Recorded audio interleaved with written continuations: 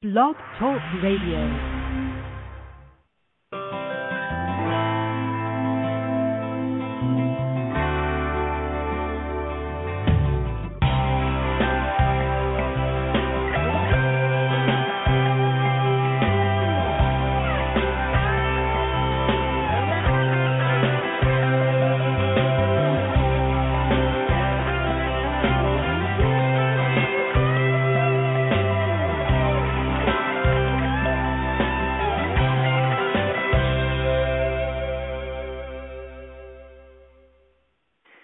Hello and welcome to the C.J. Miller Show on In5D Radio.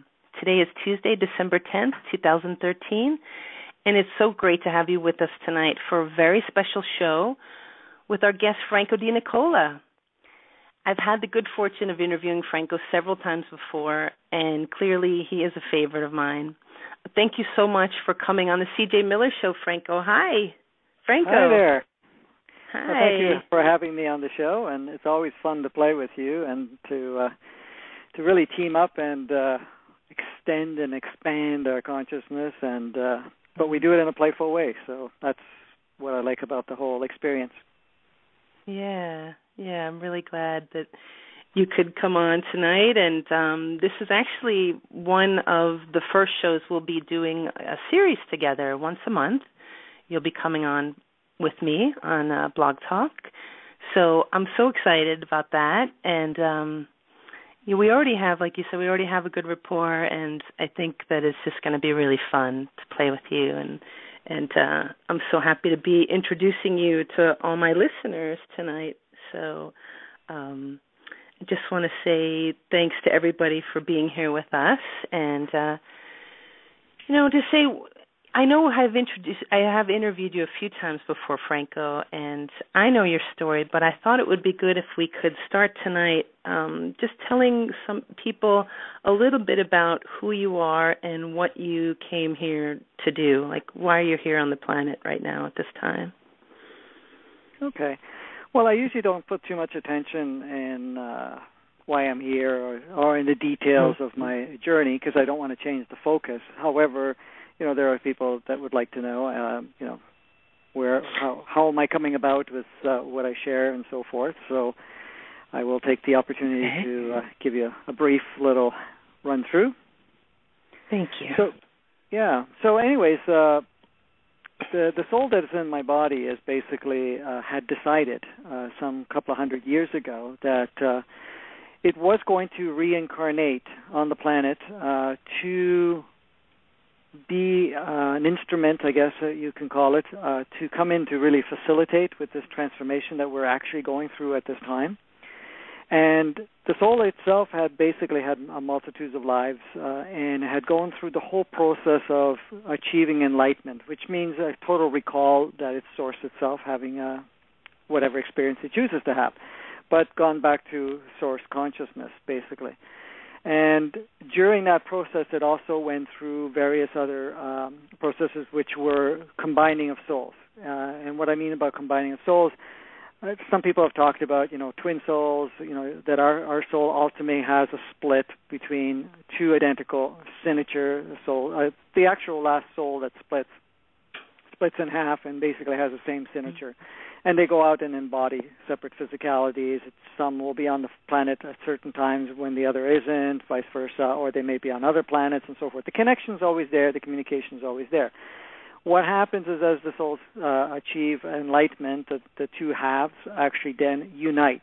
So that doesn't occur on the planet. It actually occurs off-planet.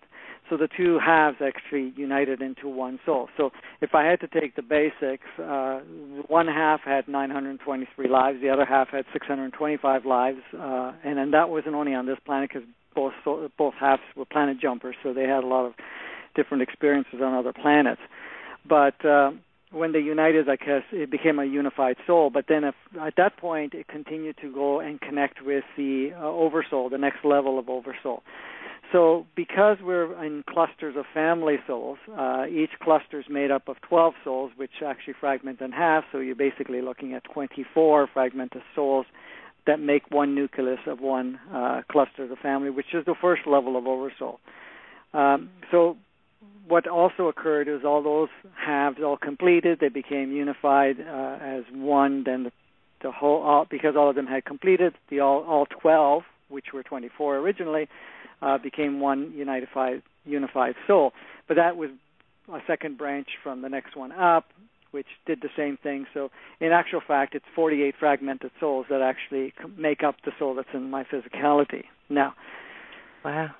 The soul itself basically chose to come here to assist with this transformation going on. It embodied a physicality as Franco, which means really not much to the soul, because basically it's a vehicle.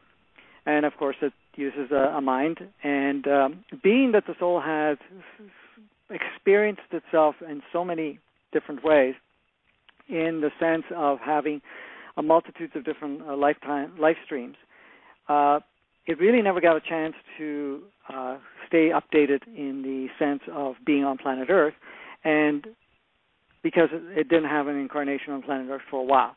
So in that essence, it decided that it was going to come here prematurely or earlier times. So I arrived here in 1957.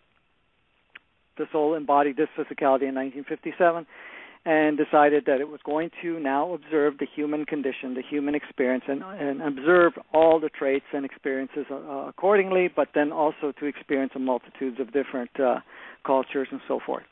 Now, when it embodied, it didn't want to embody an easy ride through, so basically it says, I'm going to experience tremendous polarity, and I want to experience extremities of all sorts, so I can really appreciate the human experience. So I did come through a very, what you can call dense or unconscious family, European, of course, and being very religious, so that already created some levels of confinement. But it gave me a good opportunity to experience and see how that was in that level.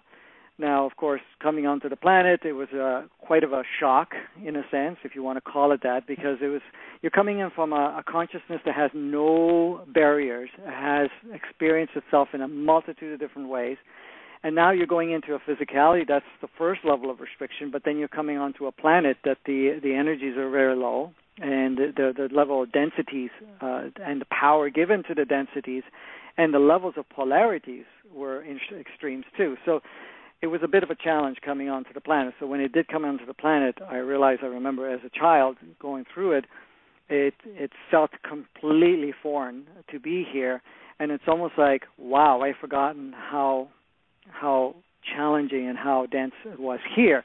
Now, I'm not saying that there's anything wrong with that, because this is a beautiful playground. I mean, a very, very intense, polarized experience, but also the physicalities are such a fashion that you can really experience a lot more than some of the other planets, because of the fact that we have all our senses and we can get really lost in the experience. And then, of course, the roles that we've taken on and all the programs and everything that are in place. So it's a really powerful place to play if you want, intensities. Let's put it this way.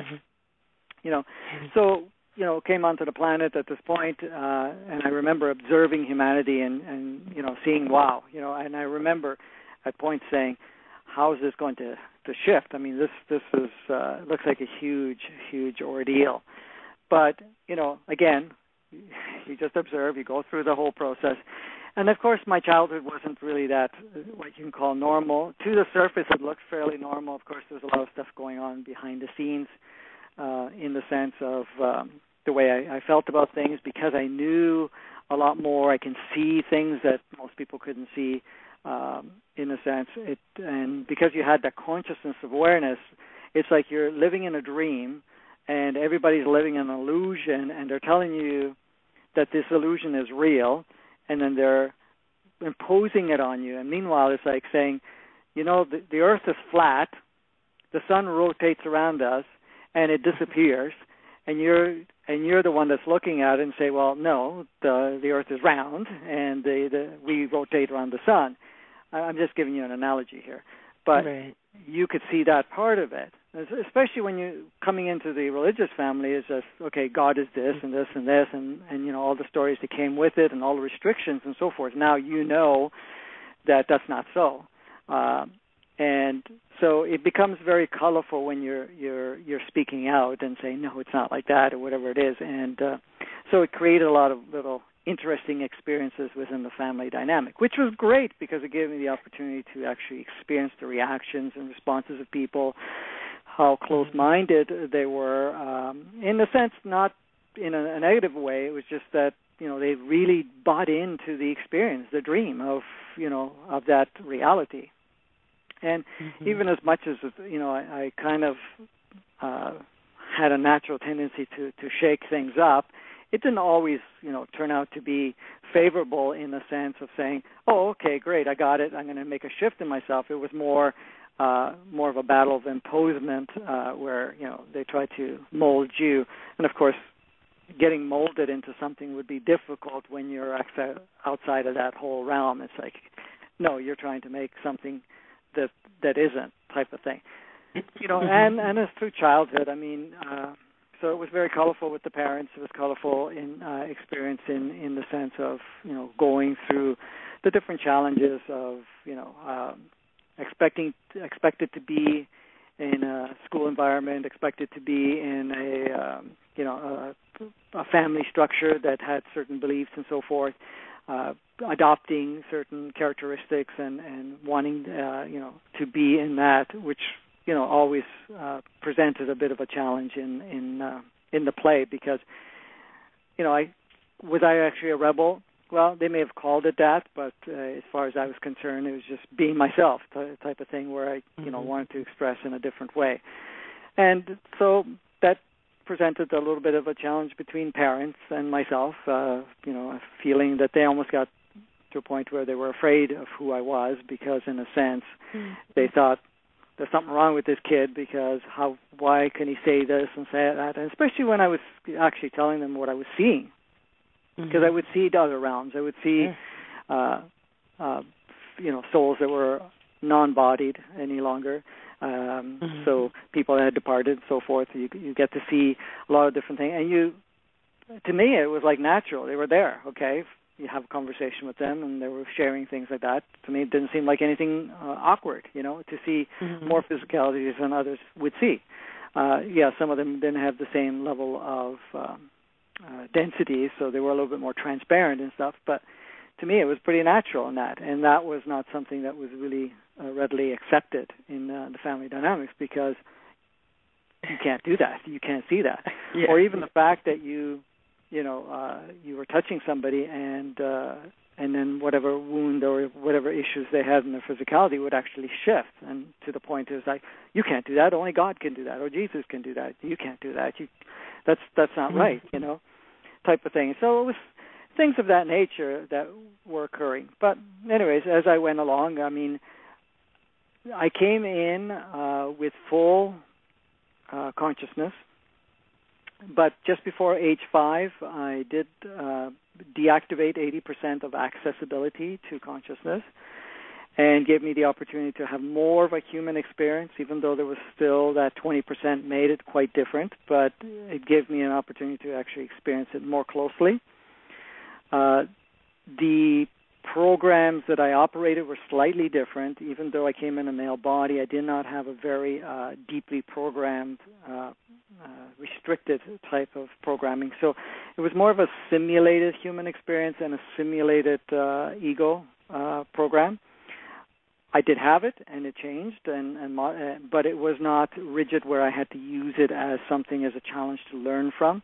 It was more of an experiential aspect of it. So it didn't really project out in the same form, and it didn't dictate in the same form as others. But it was, because it was stimulated, it actually transformed a lot. So it gave me all the different varieties of experiences within it. So that was my journey, and that lasted 39 years in 80% non-accessibility.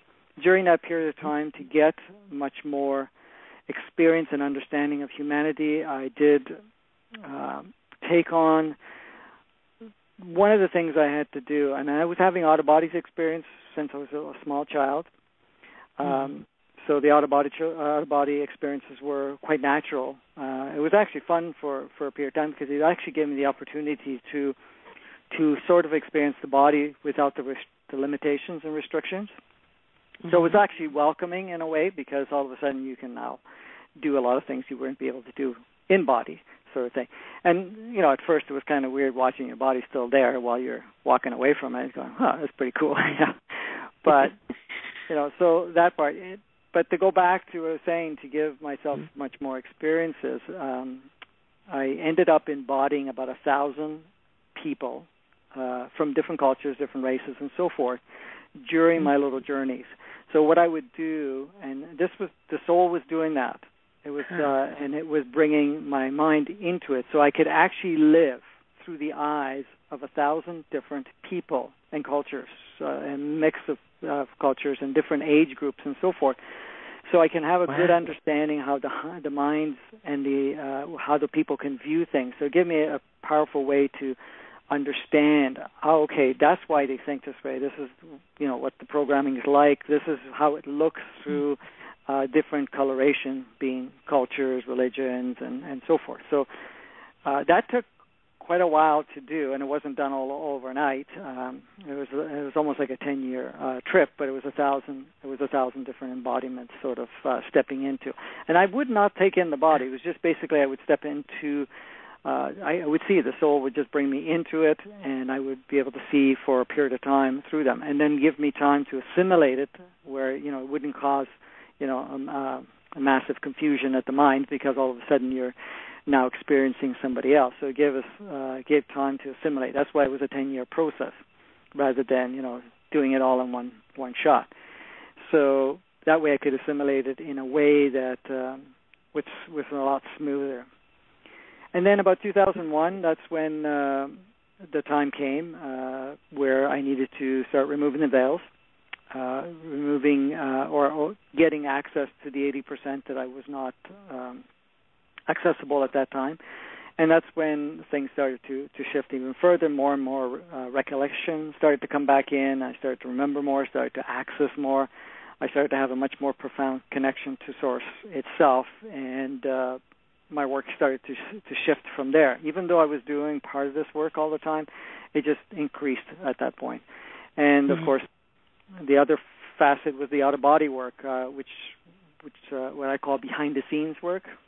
And that was the other thing you had asked about in understanding, part of the. Well, I can get into the work later, but as part of that journey, here we are in 2013. The end of that, I have basically 90% full access of it. The last 10% is not accessible yet because the consciousness of humanity is not ready, and it would feel even more awkward to be on the planet when you have full consciousness activated, because then your way of viewing and the way that you function in the body actually changes too.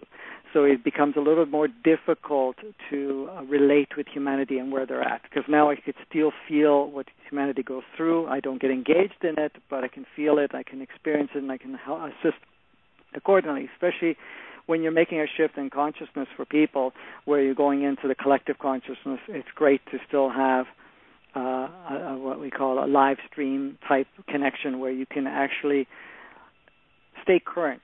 Let's call it that. Some people call it keeping it fresh, but it's like when you lose touch, because it's very easy. I mean, it's very luring in a sense, if you had to look at it, that to be in non-physical form, because it feels so fantastic and you don't have any restrictions and so forth.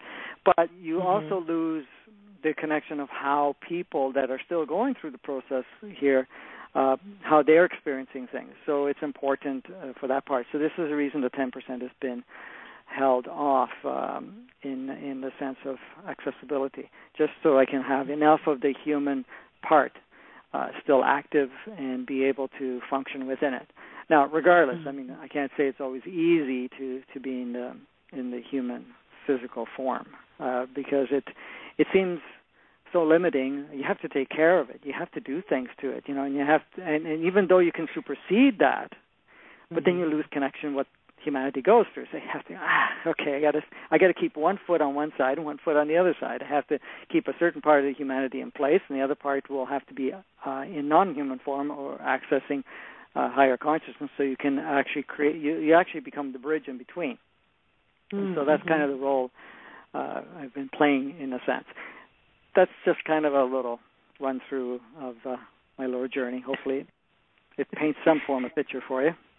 Yeah, that was actually quite a brief synopsis of what I understand is your history. So that's great. I did want to get into what you are doing behind the scenes, and that actually was going to be one of my next questions for you to say, what is it that you do exactly? So can you kind of describe for us what you? I mean, I've heard you say what you do behind the scenes, and I still can't really conceptualize what it would be like to a regular person like me who maybe doesn't even remember my dreams. I'm not like a dream weaver. I have my friends that are, but I'm a pretty grounded person, and I can imagine things, but it's very hard. So is there a way that you can conceptualize for our listeners what is it that you are doing behind the scenes?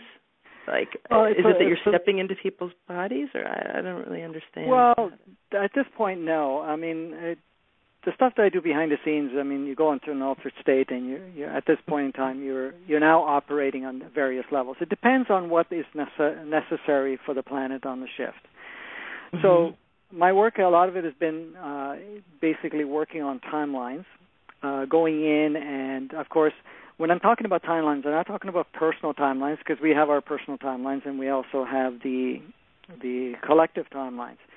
So at that time, when the timelines were still very rigid, going into the different timelines, and you basically, what you're doing is you choose one timeline, which is one band of frequency. So to give you a simple analogy is to go on one channel. Okay? For example, if you're on TV, you turn on Channel 9 or something like that, and you can watch all the programs that stream on Channel 9. Now, you would go to these different bands of frequency, and you would actually go into one of those timelines, and you take a look at the timelines. Now, if humanity was, you would also look at the collective consciousness and see what the energy or the frequency of the collective consciousness and what experiences they wanted to bring up to facilitate the changes. So you could see the different timelines that the humanity could actually shift in, the most highest probabilities at that point in time. So now you go in and you look at it and you kind of walk through it. I don't say walk through it, but you're streaming through it. It's like watching a movie. So you're going into the movie, and now you're looking at certain things that may be sort of booby traps, or certain things that could actually create a setback. Or you can see where you can actually go update certain things so that it will advance humanity instead of keeping them in that stuck state. Because of the state of the collective consciousness, it was important to make sure that certain things would be there. Now, without getting into all the other stuff, you have to understand a lot of the timelines were modified when there was a modification occurred some 10,000 years ago, and it has continuously been modified along the way.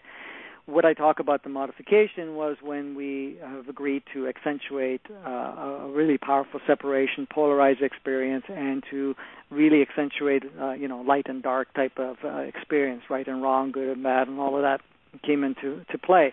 And when that was put in there, of course, it was programmed as. It's like this. When you're playing a video game, you can have programmed in the video game certain challenges, okay? And within the challenges itself, you can actually put certain parts that would be very, very difficult for you to go through, or even purposely set you so that it actually sets you back instead of moving forward. So in a way, it's beneficial because of the fact that it gives you the opportunity to build up your skills going through the experience.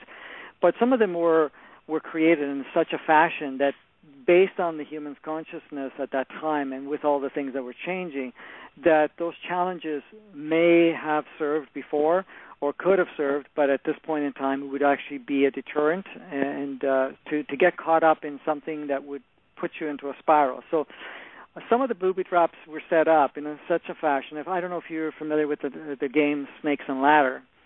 Well, let's take all the ladders out. Just put, what's that? Yeah, no, go ahead. Yeah, I don't so know. if the game of snakes and ladder, I mean, as you're moving along, you hit a ladder, you move up, and if you hit the snake, you slide down, right?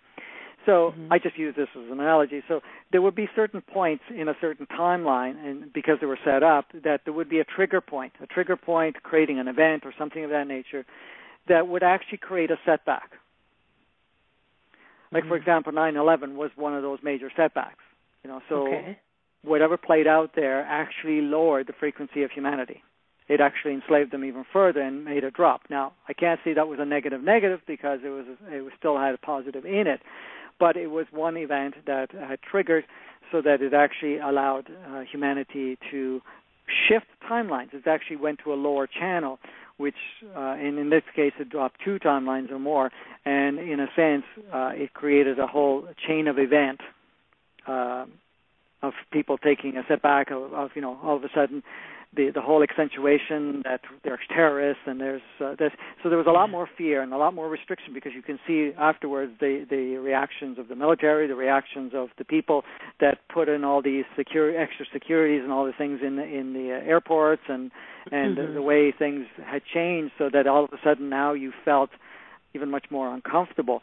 But it lowered the people's consciousness at that time. It activated really fear, and it really lowered the frequency of humanity. So there was a setback in that point in time.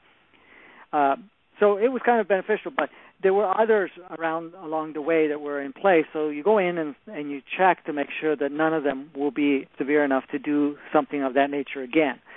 So you would go in and make modifications, and so you actually take that program out. So say there was something planned. Say there was a group of people that were planning to do something, and they were going to do a bombing of some sort, something major, and take down something huge. So we would be able to see it. So you're actually traveling through this film, this streaming, and you would be able to see what's there. So you would go in now, and you would play it out, and then watch the reaction and responses of the people. And you would also monitor the frequency of the general collective at that point in time. So by seeing that, you would also notice if it was going to be beneficial or not. If not, you would go in and alter the program within it. So what you're doing is you're shifting the consciousness. You're actually shifting the mindset of the people involved. You're not dealing with the people involved. You're actually changing the movie stream. So you're actually changing the codes so that the people that were planning to do that somehow there would be a change. They would not feel so inspired to do so, or find themselves creating, because they activate their own scenarios and experiences, they would activate certain experiences within themselves which would make it impossible for them to do it. Or it would activate other role players to discover them, so that what was being planned would not play out. For example, there was a lot of other scenarios that were going to play out in the sense of nuclear detonation, a lot of other things that were slated to happen, even in somewhat natural disasters too, which went in, and there was alterations done to that so that we would not continue to be bombarded by things that would push us back all the time. Because at this point it was becoming, the most important thing became for us to keep moving forward. Because this shift was coming along, we could not continue to allow that. So this is kind of the work it's been done with other beings, and also done with other souls on the planet here that are embodied, and that, so we'd go in there and make these modifications. So it's like going into your computer or going into your video game, and you go alter the operating system. So in a sense, you take that out, or you change it so that it becomes very mild or non-existent. So that's the timeline part. And because there were so many of them slated and scheduled and put into place, and there were quite a few different timelines, so you have to keep scouring through them and going through one by one. So it's a little bit of a tedious job. Now, of course, as humanity did not have the setbacks, they were able to advance into higher timelines, and each time that they went to a higher timelines, you had to go in and check those other higher timelines. So that was part of the timeline work. Then there was also the other part where you're actually working on the matrix. Now, that was fun in itself because most people don't realize, but we have two matrices. The first matrix was the original matrix that was put into place, and that matrix is what actually creates a consistency of our projection of what we're seeing on the planet. So that means everybody will see a building when you're looking at it. Now, of course, you have your own internal perception that may be slightly different. So if you take somebody that's never seen one before, to them, of course, their perception of seeing it is very different, but they still see some structure. But if they've never, ever seen it, so you're taking somebody from the jungle that has never seen any civilization, for them at first, it might be difficult for them to even realize what it is. Okay, they won't see it the same way we see it. It might be a foreign mountain or something to them because they can't conceive a building. But in general, the collective will have an idea of that a building's a building, this or that. They may have different ideas of it, but they see the same thing, in a sense. But also it has a basic operating system so that humanity actually it hosts the physical projection, the holograms that we have in the physical form. So in essence, it creates a reality. So it's a playground streamer, So it's the video game. It is the scenery behind the scene, and it also hosts the different players on there. Now, the players are still the players that get onto the computer or get on the video game, and they're operating, the control system and so forth. So each individual is still maneuvering through it, but the basic operating system of what we are looking at on the screen and all the different challenges and so forth in there, that you can refer that as the matrix. So we have an original matrix, and that was put in, and every single planet has a matrix to create a certain consistency of patterns so that they can experience themselves in there. And it hosts the physicality, so you're projecting a physicality that has a similarity, even though each physicality is projected slightly different, but it has a consistency of what it looks like. Because in actual fact, without that, you would not be able to project any consistency whatsoever. Because each soul, you have to understand, because it's had multitudes of other experiences on other planets, have different imprints within them. So it would be very difficult to create one physicality and maintain it, because any shift in their consciousness or any shift in their state, they would shapeshift very easily. So the matrix would actually hold a pattern of that light code, which would host that hologram to remain human-like, per se, and then the animals being animals and so forth. So that's what the matrix has done. So each planet has it, but the original matrix, each and every one was connected to each other, so that each planet, as they're having their experiences within their matrix, as there's upgrades along the way, including planet Earth, would communicate back and forth. So it's like it's self-evolving in a sense. So the playground would upgrade to a certain level. At least let's call it this: the operating system would upgrade, and then it would be up to the players, being each and every one of us together here as a collective, to how to express it and experience it within it. So that was the original matrix. Then 10,000 years ago, there was an alternate matrix put in, a superimposed matrix, which cut us off from the original matrix. Now, this superimposed matrix was one that was created by another race and was put in place, and it's a reverse matrix. It's a matrix that actually works in reverse. So anything that is real is projected as false. Anything that's false is projected real. This is what our world works on. The truth is made into a lie, and a lie is made into truth, sort of thing, if you had to look at it that way.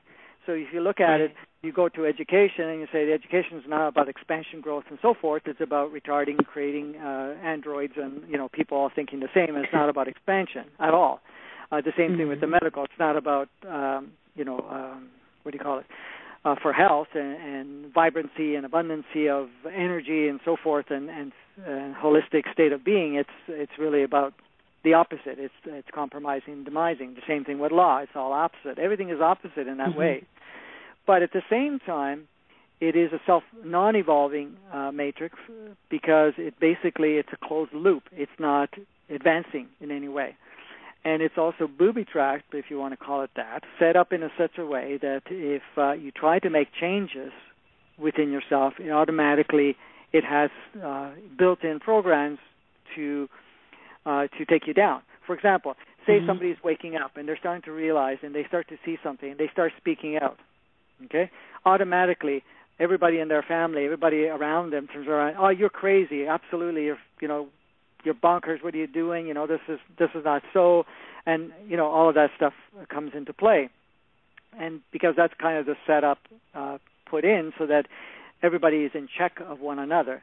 Instead of allowing each other to express themselves fully, it's about, let's create a consistency. We all have to think the same. We all have to feel the same. And, and if you're outside of that, that modality, then there's something wrong with you. So you can see how that works. So the job on the matrix modification was not changing the original one. It was going into the reverse matrix and start to make changes within there so that it starts to create enough openings. Because what happens is, over the thousands of years that we've been working and living within that matrix became our foundation, basically. We don't know the other one. We have access to it, but it's very limited to that access. And what's happened is that let's put it this way.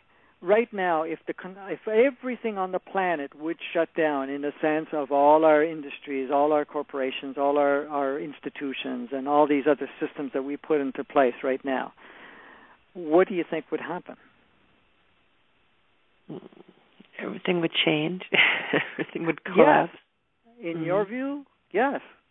Many other view, the world will fall apart. And to the point, they wouldn't even know what to do, how to function. They would respond in such intensities because that's all they know.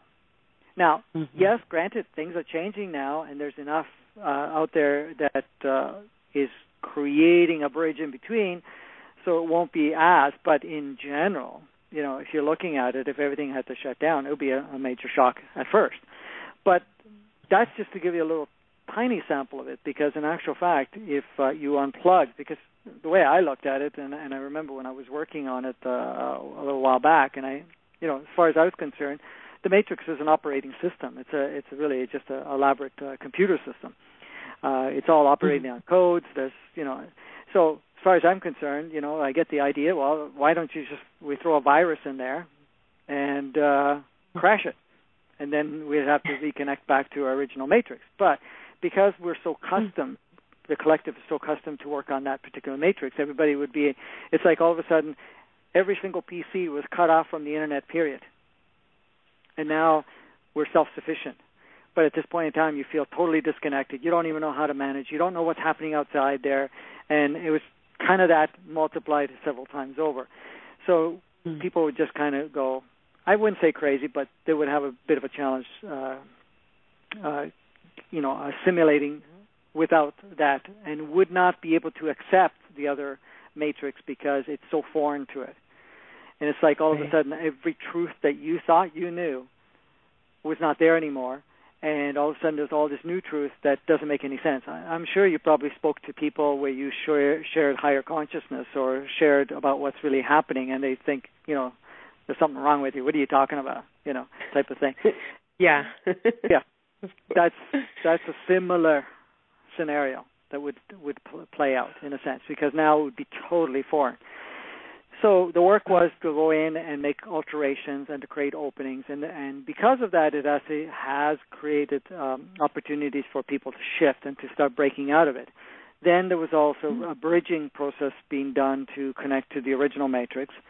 So right now, there's a merging that is already started to occur, where the superimposed matrix will merge with the original matrix, and eventually the superimposed will crash completely and no longer be in existence, and will be all connected to the new matrix. So that's the work on the matrix aspect of things. Yay!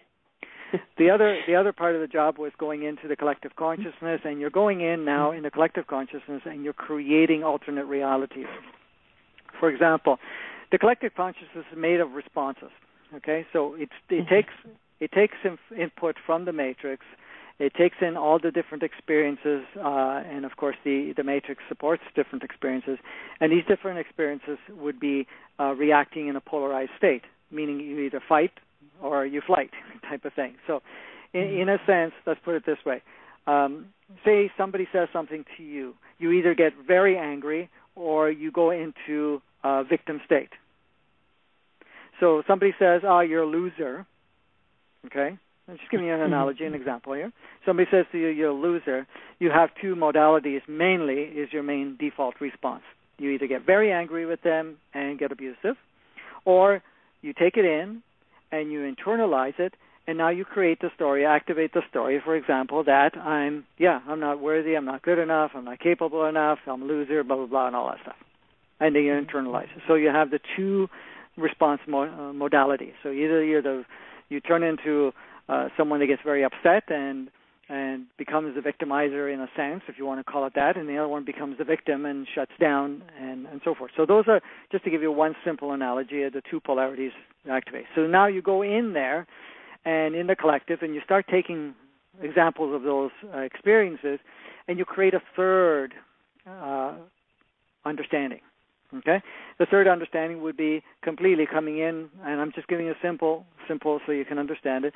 Now somebody says, "You're a loser," to you. Now you take the two and you say, "Okay, these are the two options. Let me create a third option." The third option is, "Oh, very interesting statement. Now what am I here to learn from this?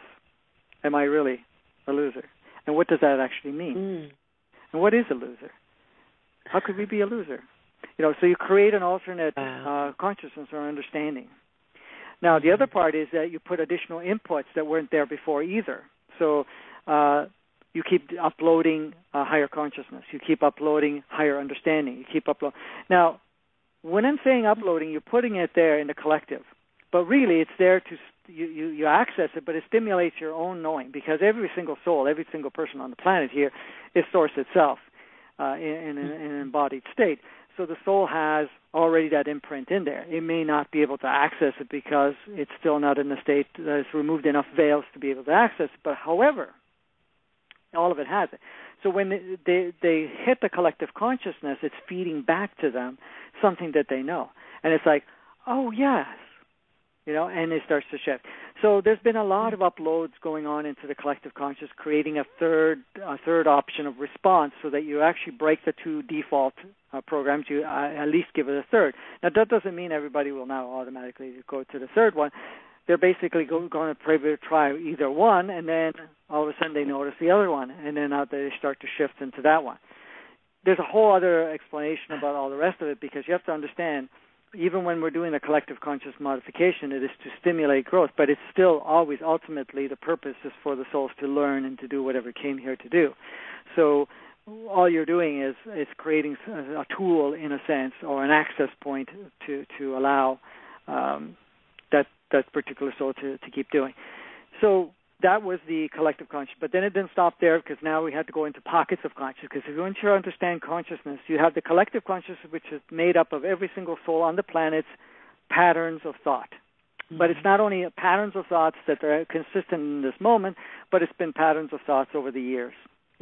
So all the times that we've made statements, all the times that we've responded a certain way, we've created a library, a huge library of what we call responses and an operating system and other word, consciousness. Let's put it that way. Thought patterns, thought form. So I'm losing words here. I had to say it, but anyway, so that's made up as the collective of everybody on the planet. So if you say somebody is in the third world and going through a very intense, challenging time, they're streaming all the time, constantly suffering, unfairness, starvation, illness, you name it, right? I'm not saying that that's the case always in third world countries, because a lot of places are even fantastic, way better than any other place. But then you also have people in other areas that are not considered in the industrial world. And, of course, you have the different people that are going into slavery, where they're basically slaves to their jobs, slaves to the systems that are in place, or seeing themselves less than and whatever. And then you have others that see it differently. But it's all made up. So it's all this one big collective pool. But it doesn't end there, because each area that you're in, so example, that's the first layer. The next layer is culture. So you have each culture has its own collective. Each religion has another sub-collective. So you have a culture, then a religion. But then in there, then you have village consciousness, and then you have, communities, and then you have family consciousness and so forth. So they're all different layers. And some of the work would be going into the various areas and putting new inputs in certain areas. So in actual fact, you're going in. And this is done at all high speed, and it's actually you're going in, making changes really quickly. This is the soul doing it, right? So I get to see it. At first it wasn't that I was totally directly involved, but then the last year or so, it basically the soul decided, okay, we need to use your mind to be the processor, and it's been ready. So I get to see it and it actually process. And this runs 24/7 now. And so even as I'm having this conversation, there is work being done behind the scenes. Now, the more intense behind the scenes is when I stop talking and I go into the ultra state, then it goes full out and does whatever it has to do. But that's the soul's job as some of the functions. I mean, it does a lot more other things, and but that's to give you an idea what the behind-the-scene work is. There's a lot of things that are going on all at once. And when you first started doing this kind of thing or noticing the maybe questions being asked in your head and your soul, like you were saying, we had a conversation yesterday. You mentioned something about doing the dishes and noticing questions and answers happening in your head. So well, yes. Was it like, yeah. Yeah, that's. I'm sorry. So was it started like that? Okay, go ahead. Yeah, that's how it started. I mean, it was. This goes back a few years ago when it started on that level, where you can actually hear the conversation, where people would be asking questions. Like, for example, this is going to be hard to say because people can jump on the bandwagon here. Every time that people ask a question, they're asking their higher self, or they're asking God or something of that nature. They're saying, okay, what is this? Okay, what's going on? It goes into this pool of energy, and it goes into this pool of questions. It's an inquiry there. And then there are various souls throughout the planet here that have been given the job or have taken on the job to address that. Okay, so their minds will now pick it up. So in my case, I was one of them, and I was hearing these questions people are asking. What about this, and what about that, and whatever it was. And then I would hear it, and then I would have the answer streaming out. I don't say anything. I'm just washing the dishes, and I'm observing this conversation going on. The question comes in, and the answer. Now me, looking at this as Franco and the mind in between here, and is hearing, and I remember at times hearing the answer, and I go, wow, that's a good answer. I got to remember that. I'm going to use it in one of my seminars. Because I liked the response that I got, that it gave. And that was streamed back into the collective. So the questions were coming into the collective, and then it was there were various souls that were that had those answers and were actually streaming back the answer. So that's how it originally started on that level, and then it grew from there. Now, the thing is, on a personal level, when the experiences occur, especially when things intensified the end of 2012, it started around October of last year, where there was a lot of prep work to be done for the shifting and so forth. So the work started to increase even further, and everything was on high speed. And then eventually, by the time 2012 came in, my influence, the amount of work that I had to do was running not only 24/7, but it was intensely 24/7. So to be in the physicality was extremely difficult, because even coming back into the body, I did not see things the same. Not only the same, I couldn't even function. It's just basic things were able on hard to function within. So it became very challenging. The other part of it is because you're looking at a lot of realities in a high speed. It's like this. You're used to, and I'm saying this for everybody across the board. When I say you, I mean everybody. We're having this consciousness here. We're basically observing our experience, our reality in this form. Now, sometimes because our reality doesn't stream perfectly, we tend to have some sense of confusion. Okay? For example, things don't go our way or something of that nature. We start to have a bit of confusion because we now start having a battle with ourselves. What we want and what we're actually experiencing as a reality, there's a conflict. There's a difference.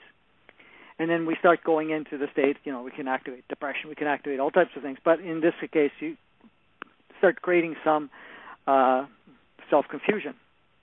Now, a lot of times where you have dreams and you dream something, it's so real that when you come out of the dream, it takes you a little while to get back into your reality and start to see. And sometimes people have multitudes of dreams on top of each other. For example, you wake up from one dream and you're still in another dream, and then you wake up in another dream, and that causes a real confusion because you don't know if you're in a dream or you're awake. And I'm sure people have had that experience. You think you're up and you're awake and you're doing something, and then after a little while you realize, oh, wait a minute, I'm still in a dream, and then you come out of that one. So when you now look at it this way, you're now working all over the world, because this is what's happening at this present time, because I'm working on collective consciousness all over the planet. And the other thing I did work on was redoing the grid line, which was something behind the scenes, but that part is done. There's only slight updates once in a while. But anyways, the work that's through now is that the moment I go in an altered state, I'm actually appearing somewhere else on the planet. And I'm there for a matter of minutes or seconds. So I could all of a sudden be, say, in New York, in the ghettos. And I may be experiencing and also walking along someone having that experience. They can be having drugs, they can be having a battle, they can be, just feeling good, whatever it may be. Then from there, I'm zipping over to some other place. And this is happening at such high speeds, and everything is so real, okay? So, in a sense, while you're doing that, it's just like a wild ride. You're basically looking at, I've never had LSD, so I don't know, but to me, I would assimilate it to that, like you're having, but you're going into multitudes of realities at such high speeds, and you're making modification to it, that the moment that you get back out of it, you don't realize, what reality am I in? Because the mind is so scrambled at that point, and it takes a few hours before it actually gets itself recoordinated and realizes, okay, this is the reality, I'm here at this point in time. Sometimes you're coming out of it and you look out, you come back in and you still have no physicality around you. You basically just see waves of energy around you. You see digits and stuff like that, but you don't see a body, you don't see furniture, you don't see a floor, you don't see anything. At this point in time, you just see waves of energy. So you're kind of in a cloud type environment, but it's a digitalized version of it. So that's the other colorful part that has occurred. And during my extreme trips out, at times I was gone for 1 and 2 and 3 days straight, type of thing. So it would, it would create a lot of imbalances with the body, because you're out of the body so much that the body's left on its own, and it tends to, at that point, it starts to lose its energy and its functionality, because it almost like, okay, there's no embodiment here.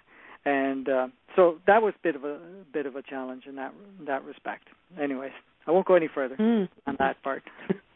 It's so fascinating. It's, it must be. I don't know how you keep it all together, Franco. That's beyond. Something I have to say I don't even know, because there's many, many days, and that I've gotten up and I'm going, I don't know how I actually can function. I don't even know how I'm still sane. That's in the beginning, but within an hour or two, it becomes more consistent. Some days it lasts all day, but at least it's much more consistent, and you just move on. And I'm glad I'm kind of on an autopilot, because the soul steps in and does whatever it does, like the same thing as we're doing right now. It's the soul that's speaking. Right. Franco's just in semi-altered state here, just jobbing away trying to keep up with the streaming that is coming through the mind. So, what's stuck in my mind, and I've heard you say this before about the 48 souls. So these 48 souls that make up your soul, like there's 48 parts.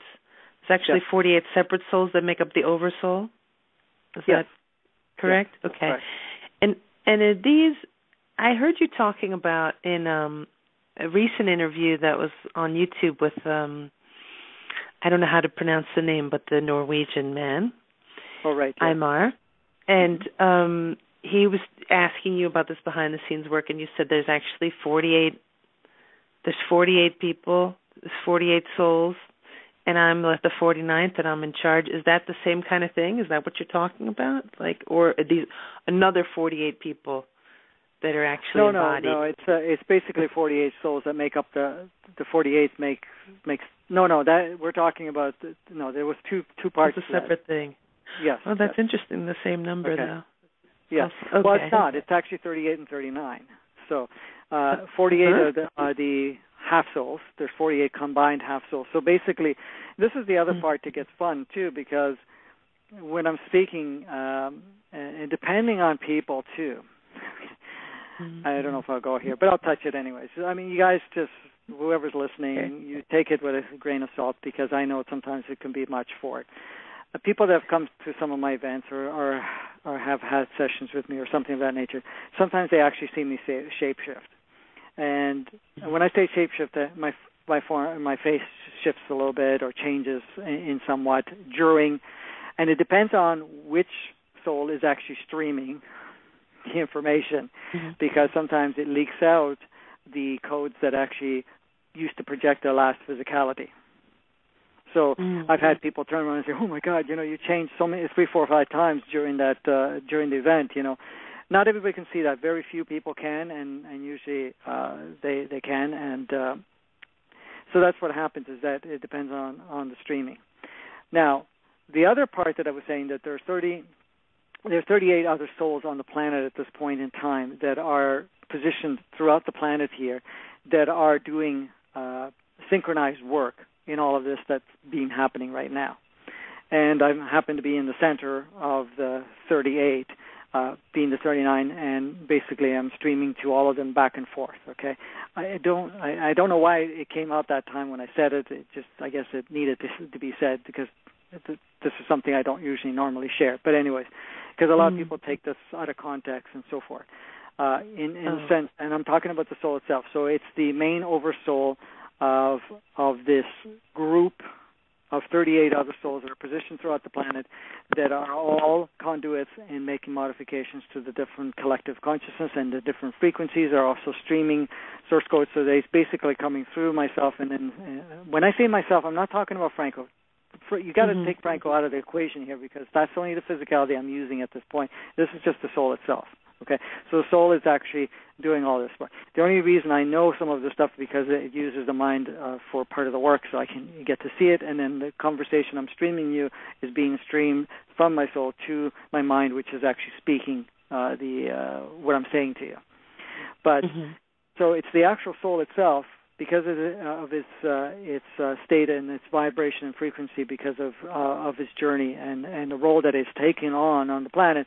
It is now the center point. So if you had to look at it, it's like 38 different points linked to one point in the center. So it streams to the center, spreads out to 38 points. Each 38 points creates a wave and streaming of codes and light, codes and consciousness throughout the planet, which is facilitating some of the transformation. Now, of course, there's other parts going on here. This is just giving you one, my specific, or I should say my soul-specific thing that it's doing.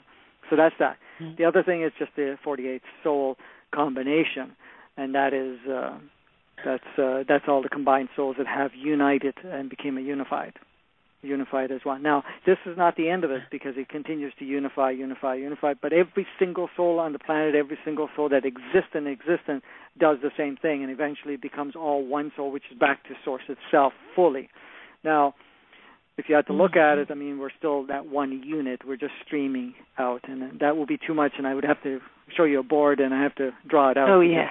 To create more confusion how it all breaks down. Wow. Okay. So I guess I was like cross-referencing different things. So it was all right. So I don't want to confuse. Well, it's easy to confuse people, it, because there's so many different different ways. And then sometimes you have to be I shouldn't say be careful, but you want to make sure you don't create confusion. I mean, you look at that interview too. That interview was over an hour long, and only I think it was like 39 minutes of it actually was streamed. That ended up online, and it was interesting because it got even more interesting as the conversation went on. And when they recorded it, they posted it on YouTube, and somehow not all of it ended up on it. And the person that actually did the video recording ended up clearing the card that it was recorded on, and then didn't have anything to go back to after it failed to load up completely on YouTube. And then they were like, "Oh my God, now we lost it," type of thing. So that's the only reason that's only 39 minutes of it, because it was over an hour conversation. So I guess the rest of it was not ready to go out, and only the people that were there needed to hear it. I guess so, but I think it's a great interview.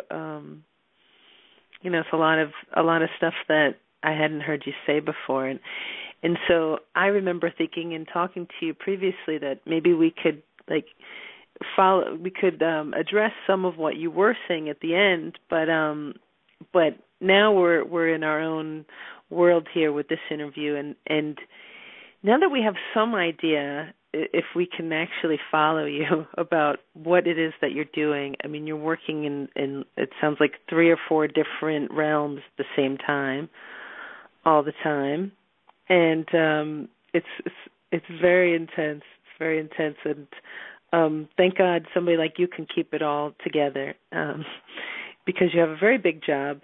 And now if we could shift into, I would really like to ask about.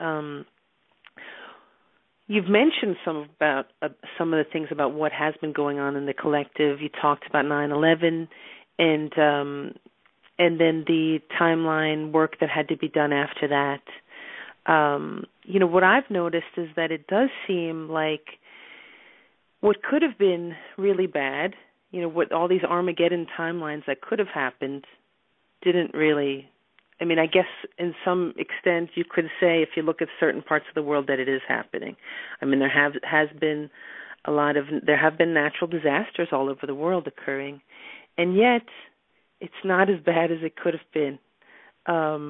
So where are we at now, and what's really going on in the collective now, and maybe as we're shifting into 2014, where do you think we're at, and are things looking good for us as a collective? Yeah, the one thing you mentioned there, I just wanted to expand because you made a good point there. You mentioned about all of the Armageddon and so forth. Mm-hmm. Now. Yeah. A lot of the predictions that were made at different times by different people that predicted them, people are saying, well, their predictions didn't work out and so forth. Their predictions, you have to understand, anybody that's doing predictions and they're tuning in, they're looking at a particular timeline. Now, each timeline has a certain level of certitude. However, if humanity does not need a specific timeline because they've advanced, then those timelines become no longer of use. And so one of the things that occurs at that point in time is that they may have seen those events because those Armageddons, some of those things, those massive disasters, were streamed. They did exist. Those movies did exist. Those timelines did exist. Mm-hmm. But it did not serve because the plans on a collective scale, and when I'm talking about collective now, I'm not talking about collective of planet Earth. We're talking collective from our quadrant of our galaxy here, because we're all interconnected and it affects each and every one of the planets. So whatever happens here affects each and every planet, and the same thing vice versa. So when the collective looked at the whole thing and say, okay, for us to have a planet to self-destruct, to go through all this would cause such a ripple effect here that would set things back, and we want to move things forward, and it is time now that we're on a collapsing stage. So some of these timelines were shifted. So part of the work was not only making alterations of the timeline, and the other ones were just collapsing them all together, getting rid of them, so that no matter what happened, we would not be able to slide back in there. So Are we going to have a self-destruction of the planet? No. So you can be assured of that we've already made every provision possible to make sure that we don't play that scenario out. Are we still in a position where we can create enough natural disasters to create, a lot of changes on the planet and also loss of life? Yes, we still have that capability. We still have that as a probability in place. To how it's going to, when it's going to, the intensity it's going to, it's still very flexible at this point in time because it all depends on the work that's being done behind the scenes, the work that people are doing with themselves, on themselves, and the various changes that are occurring anyways. So when you're looking at the big picture here, I mean, we are moving forward, okay? As much as that we are still, now just take one step back quickly. You've heard of some of the things that have been happening. We've had some natural disasters. We've had other events occur in different parts where other wars have started up. A lot of more bloodshed and so forth. We've had even in the United States, if you had to look at it, the Boston bombing. We had the shooting at the school, the shooting at the movie theater, shooting at the airport, and all that stuff. The school, the yeah, and all of those. Yes. Now, those are all, false flags, similar to 9/11 and other events and other bombings that have occurred. But as you notice now, as they occurred, even though it created some level of fear and it created some stimulation, it didn't go far. It didn't go viral to such a point that it terrified people. In actual fact, it actually awoken a lot of people. Because if you look at it, how quickly did it get dissected and they found how it was staged and how it was all put together in comparison to before? It's go, oh my God, this is a horrible thing. I mean, even though it was set up to have a certain agenda, but it didn't play out that way because all the little openings became apparent because people's eyes were open more and more. So there was enough alterations that occurred that we wouldn't blindly just accept what we see. We would question, we would look, and we take a really hard, fast look at saying, okay, what is this all about? What is really occurring here? So you can see how things have changed. And this is why I was saying earlier that, the effects of the changes now. So if we had another 9/11, for example, something of that nature, it would be very, very different at this time around. If it happened now versus, say, 2001, say it happened now, it would not take the same path as it did then. Not only that, it would be uncovered so quickly.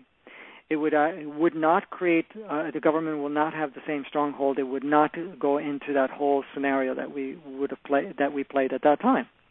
Why? Because the consciousness of humanity has changed. Because the energies that wouldn't support that, and the fact that people are becoming much more aware, they're actually looking at everything and not taking anything blindly. That's kind of the awakening, and now starting to look at the movie and seeing it for what it is. It's a movie. Now let's take a look at the movie. What's this movie about? And what really played out here. So it's very different in that regard. So now, if you're looking at all the things that are playing out, because I get the question all the time, to say, well, we understand, we feel that there's change, but there's so much chaos too. There's so much instability in the financial world, some instability in the government. There's so much instability because look at all the different natural disasters are playing out. We're still fighting each other, bombing each other, killing each other, and all that stuff. It seems like we're still in a pretty dark place. And why are we still in a position right now to be, self-destructive in a way? When I'm not talking about on a mass scale, but self-destructive to ourselves. And here we are, still going ahead and making modifications to our environment and so forth, and still doing some of the archaic ways that are, and jeopardizing, the nature and the animal kingdom and so forth. You're looking at that on the surface. You're looking at it and say, well, things haven't improved that much. It actually looks more chaotic, right? This chaos is actually of servitude. This chaos is a level of completion that's happening. It's accentuating right now because now you have the two sides, because the two sides are becoming much more apparent. There is the conscious side and the unconscious side. You have the playing out of the unconscious side, which is still automatically default into, fight or flight, or in the sense, the self-destruct and so forth. And then you have the other side that is the awakened side that sees the bigger picture of everything that's playing out. No, the ratio is still higher on, the side that is unconscious, but the conscious side is becoming much more awake and much more are joining that force. So, in a sense, you may experience something, but you're not going to stay in that experience and get lost in the experience. You may experience it and have such a much more powerful state of moving from that to an awakened state. Look at how many times disasters happen now with people, or scenarios happen in their lives, and instead of crushing them in a sense where they feel totally hopeless and want to check out and have no part of it, it causes a huge transformation in their life. They look at their whole priority of life, they look at their whole way of seeing things, and they make adjustments in their life. So right now, as much as it looks the way it looks, it is the stage around us, which is the world itself, is playing out these two levels, these polarities. In a sense, it's a awakened state and it is a sleep state, but both of them are there, very active. And whatever is playing out in that darker state, or what we call in the self-destruct state, is just really giving us a last, opportunity to experience it fully before we can transcend it. So it's like now, let's put it this way. When we were experiencing, say, a form of chaos at one point, again, there, this you have to look at it. Well, there isn't any chaos; it's just an experience. But let's say we were looking at chaos, as an example, and we will look at chaos and really get lost in that chaos and becomes to a point where you feel totally hopeless. Okay, and not only getting lost in the chaos, you actually get to the point where you become part of that chaos. You just jump right into it. And you really just making a shift from there was very, very difficult. But now look at it this way. Now you go into the chaos, but within that chaos, there's that much being streamed through you, so much being activated within you, that you don't actually get caught in the chaos to the same degree. And not only that, you get out of it a lot faster. And not only that, you get out further and you actually move forward and you start now become an active, instead of an active participant in maintaining the chaos and lost in the chaos, now you become a participant of change, of higher way of looking at things. Mm-hmm. So right now, all that's being projected is to show what we have embodied and experienced thus far, looking at it, feeling it, being in that essence, to the point of saying, okay, we can see it, we've experienced it, we don't judge it, now what do we want to create? And in that point, you can go in and now modify your whole experience. You can modify the world. You can modify first your personal reality, and you can modify the world. So now you start having people coming together and saying, okay, this is the way we played the game. This is the rules that we had within the game. Now, how do we want to change the game? How do we want to change the game so that it feels more natural? It feels more in alignment of what we want to experience. How many people are feeling right now that the world that's around us and what is still playing out feels so unnatural, to the point where it's saying, I don't even feel like I belong here. Mm-hmm. See how far that is becoming much more common now, because it does not match us any longer. Mm-hmm. We're changing, and now the upgrading of our experience needs to take place too. Mm-hmm. And this is the reason that now we are looking at different things. We're looking at how we can create sustainability, how we can now work as community, how we can actually, we're looking at everything that exists at this point in time. We're questioning every part of it. We're questioning the medical system, the governmental system, the financial system, or the religious systems. We're looking at all the different military systems and all the other different systems that we have in place. And we're looking at it and saying, okay, let's take a look at what this is doing for us. Yes, we saw how it served, but now, does it still serve us? Do we still want to play this game?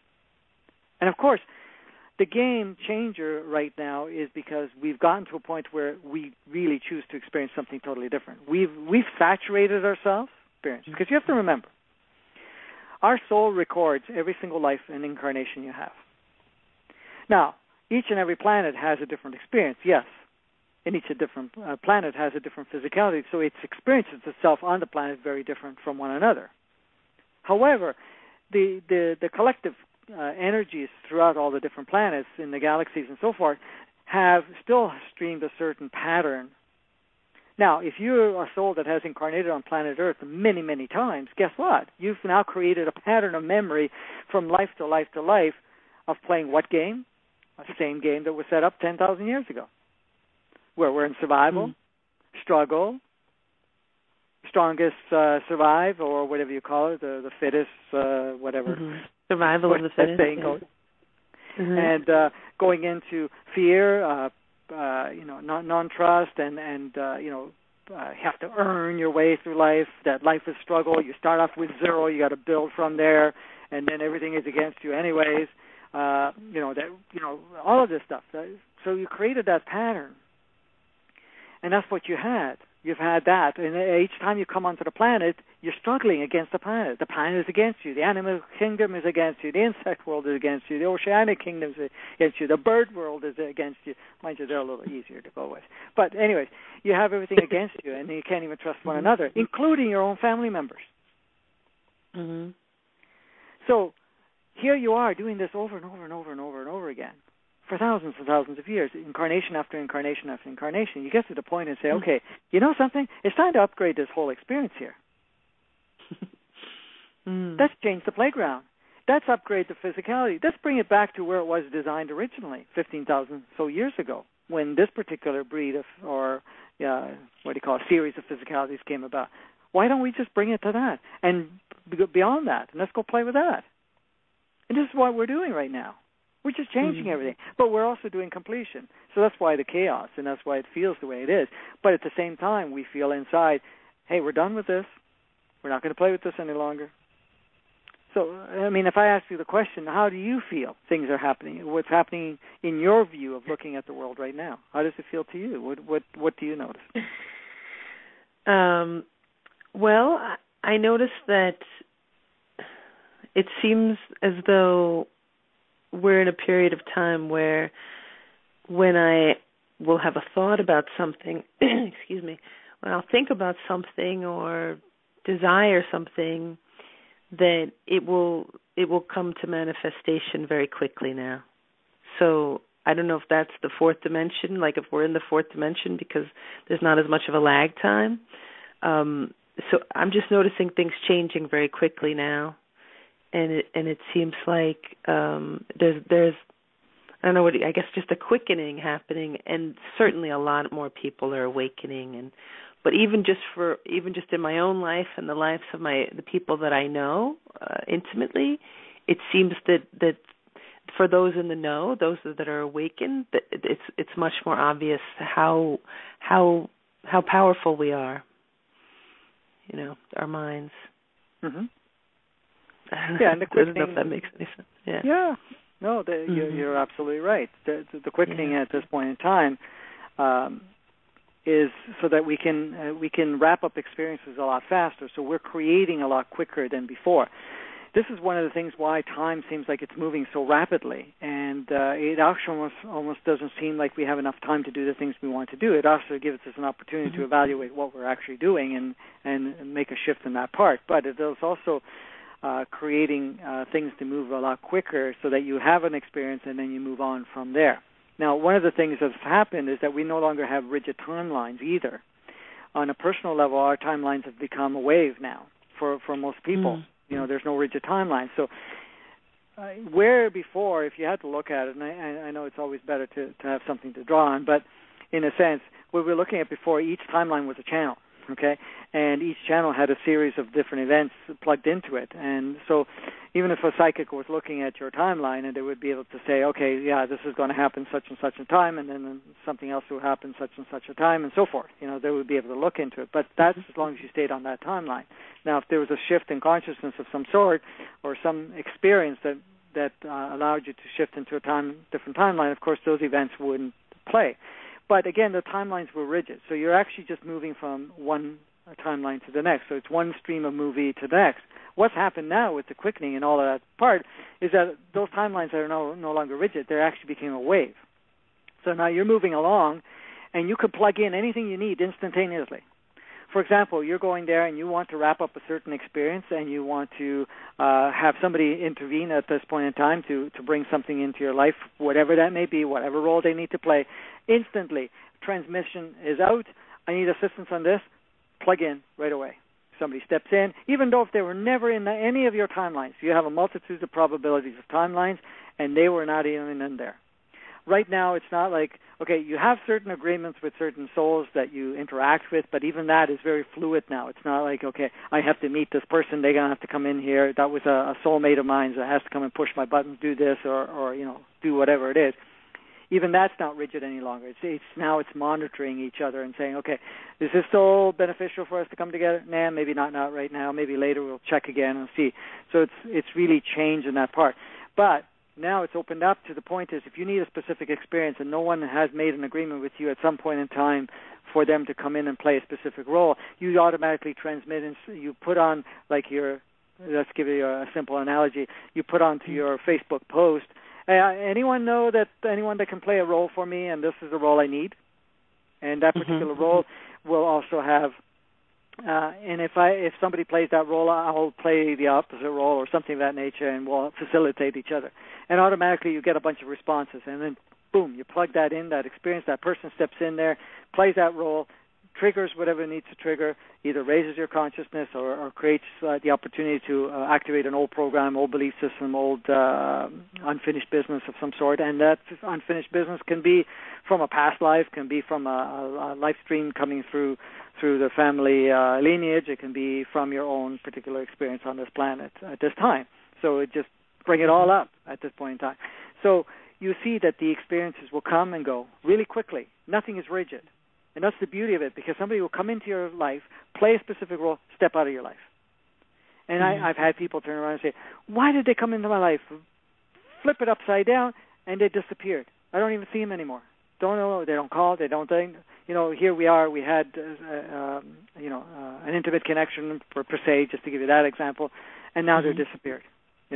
Well, because they were called in the last minute. They were to come in, they were to play that role, you played the role with them, you got what you needed, they're done.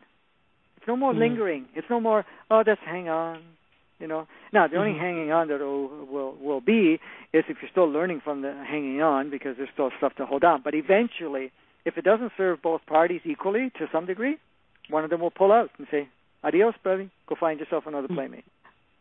And somebody else will step in to finish the job, sort of thing. But the next one will come in and will finish the job, or at least assist you to finish the job, but it will come in playing with bigger guns, bigger roles, stepping in and saying, okay, you didn't get it last time because they were a little too soft on you. I'm coming in a lot harder. But it's in, out. That's the way it is right now. So, yes, you are creating much more quickly, what we call manifesting. We're always manifesting, but what we're doing is manifesting quicker, in, out now. And I definitely notice it seems a lot of people are going in and out of relationships, especially lately, or a lot of people are leaving relationships, up and leaving marriages and relationships, and quickly changing to the point where nobody even knows. Like, oh, you got divorced? I didn't know that. It's happening all over. So it's very, the more you describe it, it's easy to see how it really is reflected in the collective. And I could see if you are doing work in the timelines and also with the collective, it does seem like it's becoming easier for people to choose that third option. And at least it is for, I'm glad to say it is for me. That's actually working. Yeah. The thing I can say is that third option is the basic one. Then, of course, everybody that starts choosing the third option creates another version of that third option, which gives it more, because you basically start you create the chain. You start the movement with that third option. But each time everybody exercises that option, it creates another option, so there's more availability, and it becomes more, the 100-monkey syndrome type thing, whatever they call it, where it just continues to perpetuate. So that third option now becomes more widespread, and it becomes, because each one, so every time you choose something else, and you experience it, and you get your aha moment, and whatever it is in that third option, you've now re-strengthened it, and you possibly create another version of it to a point where it's even easier for the next person to come along. Now, the other part, what you were saying about relationships breaking up, the way it was before, and because of the energy frequency, everything that's changing right now, that's speeding up so powerfully. Before people would, feel that indication, it's time to change, it's time, something has to come move me to something else, right? And because of old belief systems and so forth, and because the energy was much more sluggish, and the fact that, there was that movement of where the soul wanted to hold on to whatever commitment it made because of some imprint or something of that sort, you had a tendency to stick it out. Stick it out in a sense where, I'm going to stay married, whatever it is. Now, notice that it's not that hard of a decision any longer. It's not like you sit there and you're pondering it for 10 years. I gotta leave. I can't. I need to move. I gotta do something else. I don't feel the same thing with jobs. Same thing, careers, whatever you want to call it. The same thing with the different other relationships and so forth. But now it's like you'll notice as you're getting into that fourth and fifth dimensional consciousness, it becomes very easy. It's like, okay, don't like this anymore. Done with that. Next. But that's how quickly it becomes. It becomes very, you step into it, you experience it, okay, done with this part, next. But you'll notice the people that even were, now you probably noticed people that were married for a long time, or that were in relationships for a long time, and all of a sudden, it seems like everything seems to be going pretty decent, and then all of a sudden, bang, what happened? You guys are not together anymore? It's gone? What's happened is because whatever energy was holding them behind before, where they felt a certain obligation, certain whatever, because things were moving slower, it took so much longer before any action was taken. Now, of course, it's like they have their pants on fire. It's like, okay, we've got to get out of this fast, out of here, next. Right. Even the people who were completely asleep will move more quickly, right? Wouldn't you say? Yes. Yeah. Yes, and the thing, it has to be interesting. What's interesting is a lot of people that may seem asleep, there's certain levels that are not so obvious that is awakening. I've noticed it even with some of the family members, because they still play the old roles. They're still stuck in their old ways. But sometimes you notice you have a conversation with them, and they're actually sharing some stuff that is going, whoa, you actually see that now in a sense where you're understanding that, and you can see how that plays out. They may not act right away, but then, there's a certain part of them, bang, you see them all of a sudden make a new decision, and they let it go. And they're something's changed. So on the surface, they may look like totally asleep. They're going to be there for the next 20 years, and then they surprise you. All of a sudden, it's like they just made a decision to move forward. Because there was enough brewing behind the scenes, even though they were not ready to adopt the rest of it, but enough to make that one particular shift within themselves. Yeah, but everything is moving. But you have to understand there's two parties to this, right? So either party can activate it, initiate it, I guess. That's a better word. So either party can initiate it. Because you have to understand two people are together. Right now, where before it was, the sacrifice mode was a little bit more alive, in the sense where, say, one soul was becoming more advanced, and the other soul is still sluggish. The one that's more advanced will have a tendency to say, okay, I'll stick it out a little longer, give him some time or her some more time. We'll work with it and go with that, and would stick around to how can I say, to facilitate in that respect. But now what's happening, there's two parts to it. The one part is that if the two souls are not getting value, let's put it that, at this point in the relationship. And when I'm talking about value, that is opportunity to advance, to grow, to awaken, then either one feels that there's not enough value, or they've outgrown the other, they will have much more tendency to say, okay, I'm done, because it will not wait for the other, because it also knows something else will step in place, because you can't, first of all, you can't harm anyone, and whatever, you unplug. The other part is, and many times, the consciousness of the one soul, that's the partner, will also see the perfection of the other side and say, for me to leave right now will cause such a powerful ripple effect for my partner to reevaluate his or her life. And I'm actually doing this of service. Even though it's my choice to go, I'll be doing them a service to do so. And then, of course, all the other related, family being the kids and whatever else, get exactly what they need out of the experience. Mm-hmm.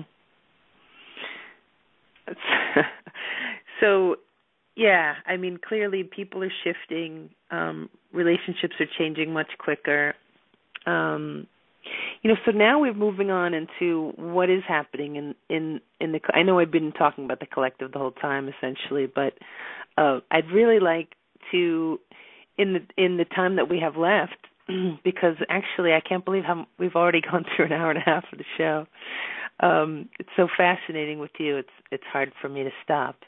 But what do you see as happening from now? I know that you've said, and a lot of people are saying, that there's going to be really huge shifts happening between 2014 and 2017, and that people are going to be leaving, like checking out. So yeah. Okay. Well, I'd like you to talk about that, and maybe even what we've discussed before about people, about walk-ins. So yes. So what are we looking at right now? So 2013 was a huge shift. I mean, the 2013 was the planet itself shifted into fourth dimensional consciousness. The full integration of fourth dimensional consciousness. It was broken down in 4 activation codes.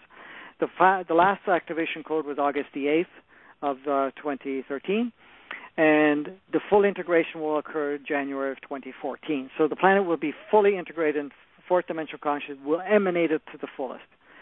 Now, the souls that, of course, are going through the transformation, starting to step into fourth dimensional consciousness, will start to feel much more at home into that fourth dimensional consciousness part. Now, 2014 is you have to realize now the planet will be fully vibrating in fourth dimensional consciousness, and is preparing itself to go into fifth. So there will be activation codes into fifth coming into 2015. So 2014 is going to be 1 year where the planet's in fourth dimensional consciousness. The increasing of vibration frequency throughout the planet is going to continue to activate and stimulate. There's going to be a lot more trigger points, activation points, and so forth that are going to stimulate and create more awakening. But there's also going to be changes and movement within the structures of the physicalities, within the planetary grid line of the planet itself, with natural disasters and so forth. Now, I know sometimes people bring up the whole idea that some of the natural disasters are man-made. True. Okay, we do have HAARP, and we do have a lot of different things that are playing out right now. But I have to remind people, even though it is stimulated, it's still in alignment, okay, with the collective. Because if it doesn't align with if that event does not need to play out, it doesn't matter what intervention humanity will do, it will not play out. Because not only do we control mankind's decision of what we do and don't do, we also control the weather patterns, we control the planetary magnetic field, we control a lot of the functionality of the planet itself. So that's all interconnected. Now, going into 2014, of course, there's going to be more and more activational aspects. So it's going to bring up a lot more intensities. It's going to become much more uncomfortable for people to hold on to old stuff. So it's going to continue to stimulate. Now, it's going to also create certain souls that are going to come to the point, and you have to understand right now, originally, before 2012, and it's only been partway into 2013, that there were 3 categories on the planet. One category is the souls that have made an agreement to shift. There was also a group of souls that have said, we're going to stick around here as long as we can. We're going to gain whatever we can, and then we're going to check out because at some point in time we cannot benefit from this journey. Okay? Now, then there was a third group, which was the one on the fence, trying to decide, I don't know, I'm not quite there. I don't know if I can do it or can't do it. Now, during part of 2013, everybody's off the fence. They're either on one side or the other side. So that means you're either the souls are going to make the shift, or the souls are going to say, well, we're going to do whatever we can and we're going to leave. And the departure I'll explain shortly. So there's nobody on the fence any longer. However, even the ones that decided that they're going to check out still are enveloped with the collective energies coming through and also the changes they're going through. So they still have the opportunity in one way to create enough opening, enough a shift within themselves to be able to say, okay, I was going to check out, but I can still make it. I can still squeeze in and get to catch the wave of going into fourth dimensional consciousness. Now, the souls that have said, I'm going to make it. Now, when I say when I'm going to make it, there's no guarantee. They basically said, I can do it. I can see how I can do it. I'm going to do everything possible to make it happen. So they made an agreement to make it. Now, they still have the chance that they may get caught in the wave and they won't make it. Now, what happens to the ones that don't make it, per se? What happens is the soul decides at this point in time, can it function? Because it's going to become much, much more difficult to stay in a third dimensional consciousness and be able to function on a fourth dimensional consciousness that steps into fifth dimensional consciousness, or at least the entry point by 2015. We're full integration by the time we're in 2016. So by 2016, the planet itself is fully integrated in fifth dimensional consciousness. If you're in third, good luck. I mean, you're going to be holding on with dear life at this point in time, if you can actually make it that far. Now, by the time we're into 2017, then the plan, the way it sticks right now, and all emphasis are that at least every soul will be at the entry point of fifth dimensional consciousness by the time we get into 2017. So we're all going to have a certain level of consciousness that we will be able to access a higher level of consciousness to the sense where we now see ourselves more as the source itself having human experience, and now we actually become a co-creator in a much more conscious, active state of changing our planet and everything that we experience as reality. Now, the souls that are the point is now it's up to the souls to participate or not to participate. It's not the fact that, the planet's going to split, exit one way and do all this other stuff, or that, we're going to have the whole planet go into a major disaster point and only the ones that go someplace or get picked up by ships or something are going to make it. It's none of that. Actually the decision was made that we are going to be part and parcel of the whole transformation that happens on the Earth. That means that the planet's going to go through a shift, we're going through the shift on it, because that's the most powerful state at this point. So that was an agreement made on that level. But the next part is, so the souls that are going to participate, they're going to continue going through, and this is why the emphasis right now is on really bringing completion to whatever programs, belief systems, and so forth that we have adopted as part of our experience. And also to go through that whole idea of purging and clearing, where we're basically purging and clearing all imprints and all the stuff that we no longer need. Now, what decides what you no longer need is what the soul has determined it learned from it. Okay, it's not the fact is I don't like it, I want to get rid of it, or that it restricts me and I'm going to get rid of it.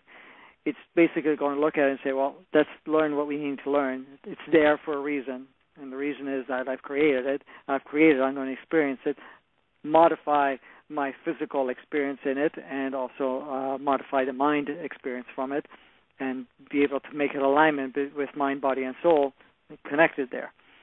So once it's done that, then it's ready to let it go. It's saying, okay, now I don't need any more of the program because I've completed it. I learned whatever I need to do.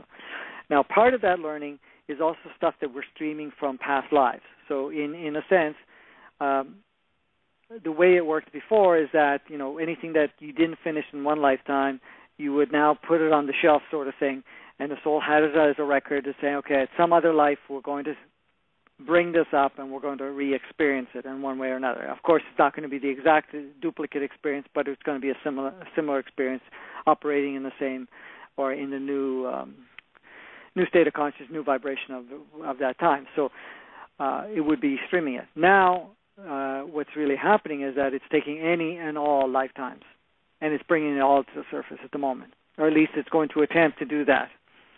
Now, of course, there's going to be souls that are not, in that position to be able to cope with it, so it probably won't be doing that. And that's the ones that will say at some point, I will check out, and that's fine. Mm-hmm. So, in that regards, the soul itself will decide, how much of it will do in this lifetime. So this is one of the reasons that you're going to see people saying, I'm having all these experiences coming up to the surface right now, and it has nothing to do with anything I've experienced in this lifetime, because they're being streamed from past lives.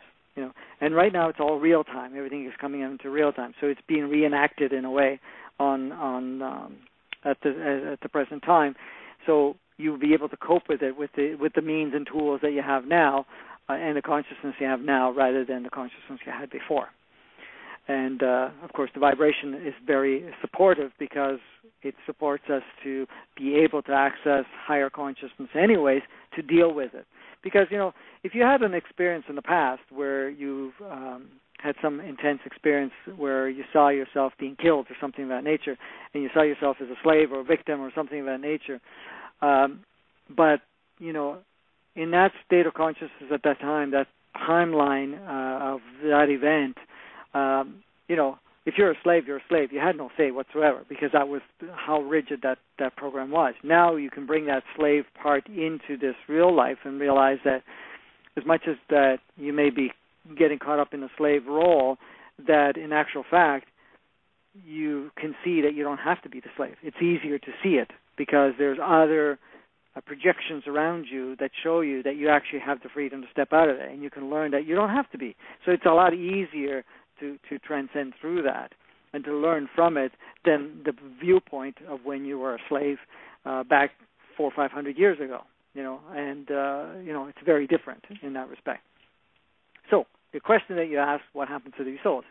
So the souls are basically, at this point in time, is going to try to maximize everything it possibly can. You have to understand, we had a huge surge of souls coming onto the planet. I mean, our population within the last 60-plus years have gone from 2 billion people to 7.125 billion people approximately. So you see, well, look at how huge it's grown. Well, is it because all of a sudden we're having lots of babies? Well, yes, in a way, but that's not really the scenario. There was a considerable amount of souls that wanted to come onto the planet to gain as much experience and to grow in this rapid transformational period. So the fact that you're on the planet here, you volunteered to be here, and you really wanted to be here to catch this wave as much as possible. So even if a soul comes here, or had come here, because most of the newer souls are not coming in with the fact that I'm going to make it or not make it, very few do so, because a lot of them will come in just temporarily, just to visit shortly, just to get a little wave of it. But in essence, if you've been here for a while, you've come here to gain as much as possible of growth and expansion from it, because you also realize that this transformation was going on. You already knew, and you wanted to catch it. You wanted to do as much progress as possible, even though you wouldn't be able to make the progress to the point of shifting into fourth dimensional consciousness, but at least you can do a ton of work in third dimensional consciousness as possible, or at least create or bring up enough codes so that you can actually experience something much more than you've experienced before. Now, as long as you're here, you're going to gain as much as you can. Now, if the soul feels that it's not going to be able to do it, then at some point in time, which many have already started to, and many will choose to leave. And that leaving would be leaving the physicality.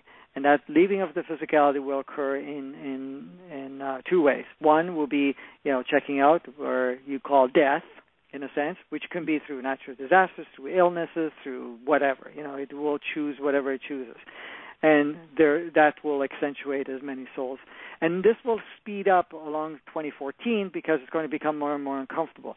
Now, there has been some opening made so that actually some hardcore souls that want to grab a little further may be able to stay in third dimensional consciousness and go into past 2015 or into 2015. but it would be very, very difficult for them. It'd have to be really, pretty stubborn, strong souls to want to ride the wave of that much of a difference at this point in time. So they will check out. The other aspect of it, many of the souls will find itself no longer be able to inhabit the physicality and will leave the physicality alone. So the physicality will be soulless, and they will walk around without a soul. Now, what would happen at that point in time, the body becomes available for another soul to embody it. So you'll have another soul, instead of going in through the process of birth, will actually drop in to the physicalities and will take over. And at that point in time, you'll notice that the person that you may be familiar with all of a sudden has gone through a change. First, there will be a change that they seem to be vacated, and then there will be in the next change where you'll notice that they're different. Now, they may still have certain levels of characteristics for a period of time, which they won't be able to maintain too long, but at the same time, because they're coming in at a higher consciousness and their soul is already pretty well vibrating at a fourth dimensional consciousness, at least in that entry point, that they will be able to transform the body and mind utilizing the energies and frequencies around it. So you'll notice these people change very quickly in that sense, and almost like there's a different person. It's like sometimes you see some people that have near-death experiences. They leave the body. When they come back, they're very different. So it'll be something like that, but much more accentuated in that respect. So that was another component that was put in. There was a third one, which I won't even cover. That one has been garbage since, so we won't go there at this point. So that's what's going to occur. Now, this is the first phase. So the initial intention was that by the end of 2014, all the souls that are still in third dimensional consciousness will leave the planet one way or another, either disembody or check out in the physical form where the body actually goes through the death process. So those are the two options. Now, there will be still some opening for some to ride it out just a little longer. Not long, but a little longer. That's the first phase. Now, as the planet shifts into fifth dimensional consciousness entry point in 2015, and will continue to integrate fully by the beginning of 2016, of course, there's going to be more transformation occurring, because now it's urging all the souls and all the physicalities to upgrade into fifth dimensional consciousness to be participant on the planet. There will be another wave of exodus by the time we come to 2017 or shortly after that, where the souls that cannot integrate fifth dimensional consciousness will no longer choose to be on the planet, because they will not be able to function on a planet that will be resonating at fifth dimensional consciousness. So the intention is at this point in time for, by the time we step into 2017, that every single soul on the planet will be fifth dimensional consciousness. Will that be achieved 100%? It's to be determined. If not, it will be a small percentage that will be in fourth. Not third, but fourth. But that would only be short-lived. So the intention is, by the time we get into 2017 and beyond, is that we're all going to be working at the same level of consciousness, and of course the changes will be much more dramatic in transforming the human experience and transforming the planet. So what's going to occur along the way is we're going to have a lot more changes. You already noticed everything is becoming very unstable. What we've held on to as our foundation of life, the stuff that we knew, the institutions, all the systems that we are accustomed to and so forth that we've been, holding on to, is already very unstable. It will continue to be unstable, and it will start to collapse more and more. As the collapsing occurs, we'll be creating new ones. And already people are creating new infrastructures to facilitate. But all the infrastructures will be temporarily, because we can go into another call where we can actually go through all the different stages. That's why we're going to have this series coming along, so that way we can get into. Today it's just to create a foundation to work with.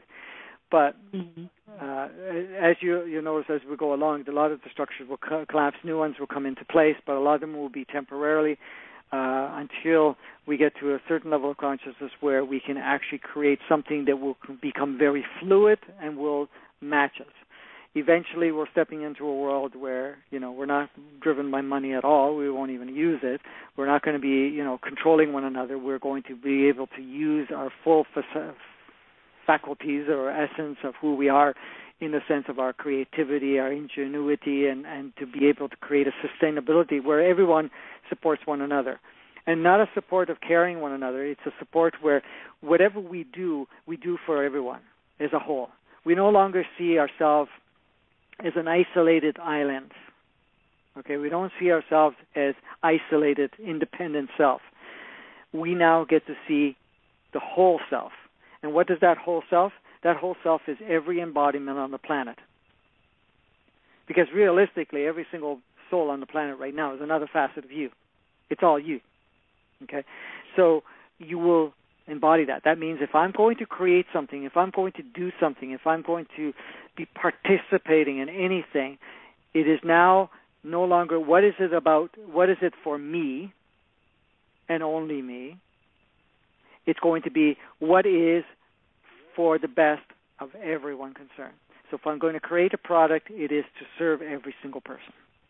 That means it's not restricted, first of all.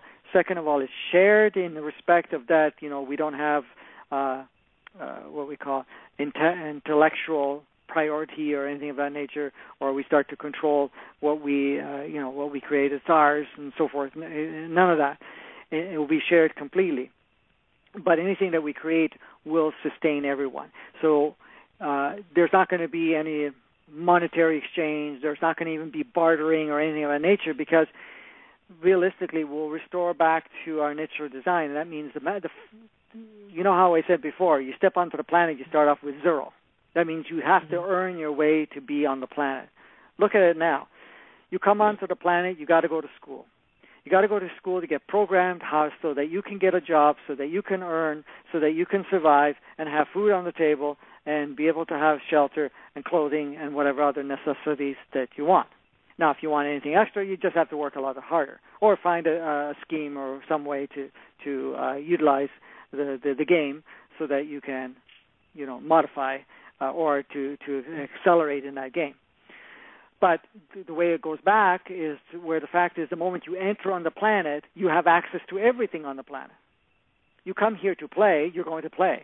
It's not any longer that I need to now go to school or to go to get a job or to create something of earning, because you step here, everything is sustainable in a sense where everything is there for you to play with.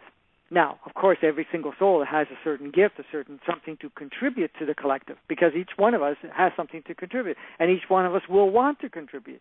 And when I'm talking about contributing, it's doing what you love, in a sense, what you feel natural doing. And that's what you do. And when you do it, you don't do it and say, well, I'm going to do it and I'm worth this much money and I have to have something in return. You just do it for the sake of doing it. And everybody does the same thing. And then, of course, everybody has access to everything else.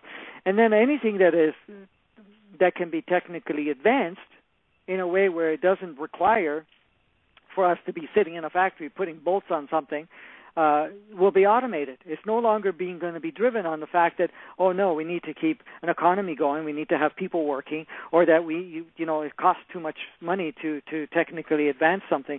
No, we're going to make everything technically advanced. We're going to use the highest quality of products so that things will last longer. We'll no longer create any negative effect on the planet itself. It will be conducive and supportive of the planet and everyone on the planet. So that means if you're going to make a product, it's not going to be toxic to the planet or to anyone using it. And it's not going to be made in such a disposable fashion that we have it there barely last a couple of days before you have to replace it again, because we have to create a false economy of building more and using more and wasting more and all that stuff. None of that will exist. We'll also notice that most of 90-plus jobs that exist out there will be no longer necessary, because it will be obsolete, because most of it was just all created there just to keep the illusion that we have to go and earn something, and most of it it's not any value whatsoever. So that would be part of the changes. But it goes even further than that, because the next step is we start to activate our other creative abilities so that we can actually now use just the energy, the energy around us to create matter of any form. So in actual fact, we don't even need to have machineries or even levels of communication through, radios and telephones or anything of that nature. Our telepathic aspect becomes accentuated and reactivated again. We'll be able to travel through teleportation. We'll be able to do a lot of things that we were turned off to do from before. So we go into that. So this is what we're stepping into. And this is all happening in a super fast space. And, and I've talked about in some of my other seminars and so forth that, we've just completed, the end of 2012 was the completion of a cycle. We stepped into a new cycle. And this cycle is a massive, aggressive, expansive cycle. It is a completion cycle. It is a cycle that we're able to do so much in such a short period of time because everything is accelerated and everything becomes opened up and freed up to use more of what we are made of in that essence of consciousness, so that we will be able to really accentuate everything experienced. And this cycle is one of the shortest cycles because it's only about 1,000 years long. But at the same time, guess what? Our physicalities are matching those vibration and frequencies, so that in actual fact, we don't even have to age. We don't have to have our bodies deteriorate. We don't have to deal with disease or anything of that nature. We basically create. So if you need to experience, for example, an ailment of some sort, you will create the ailment. You will experience it to the fullest. And then you say, okay, I'm done with the ailment. Bang, it's turned off. Done. It's not a fact of, oh my God, I'm sick. I got to go to a doctor, and I got to go through this, and I got to go through that, and this is going to be unhealable or whatever. You lose a limb, you grow it back, type of thing. I mean, that's you're stepping into that, but it's going to take a little bit while to get there. But it's not that far down the road. It's not like another 400, 500, 600 years from now. We're talking, short period, and it all depends on us, though. It depends on how quickly we get on board with all of this. And everything around us at this point is pushing us and accentuating this transformation within ourselves. Right now the wave is to move us forward. It's going to be very difficult to stay back in our old world. You'll notice it's going to get so uncomfortable. Mm-hmm. See, before, moving forward was difficult. Change was difficult. You wanted to step out of the box. It was difficult because everybody tried to push you back into the box. The energies were pushing you back into the box. The moment you stepped out of the box, there was all the stuff pushing you, trying to push you back. And not only push you back, to squash you even a little more. But now it's the other way around. Now everything is pushing you out.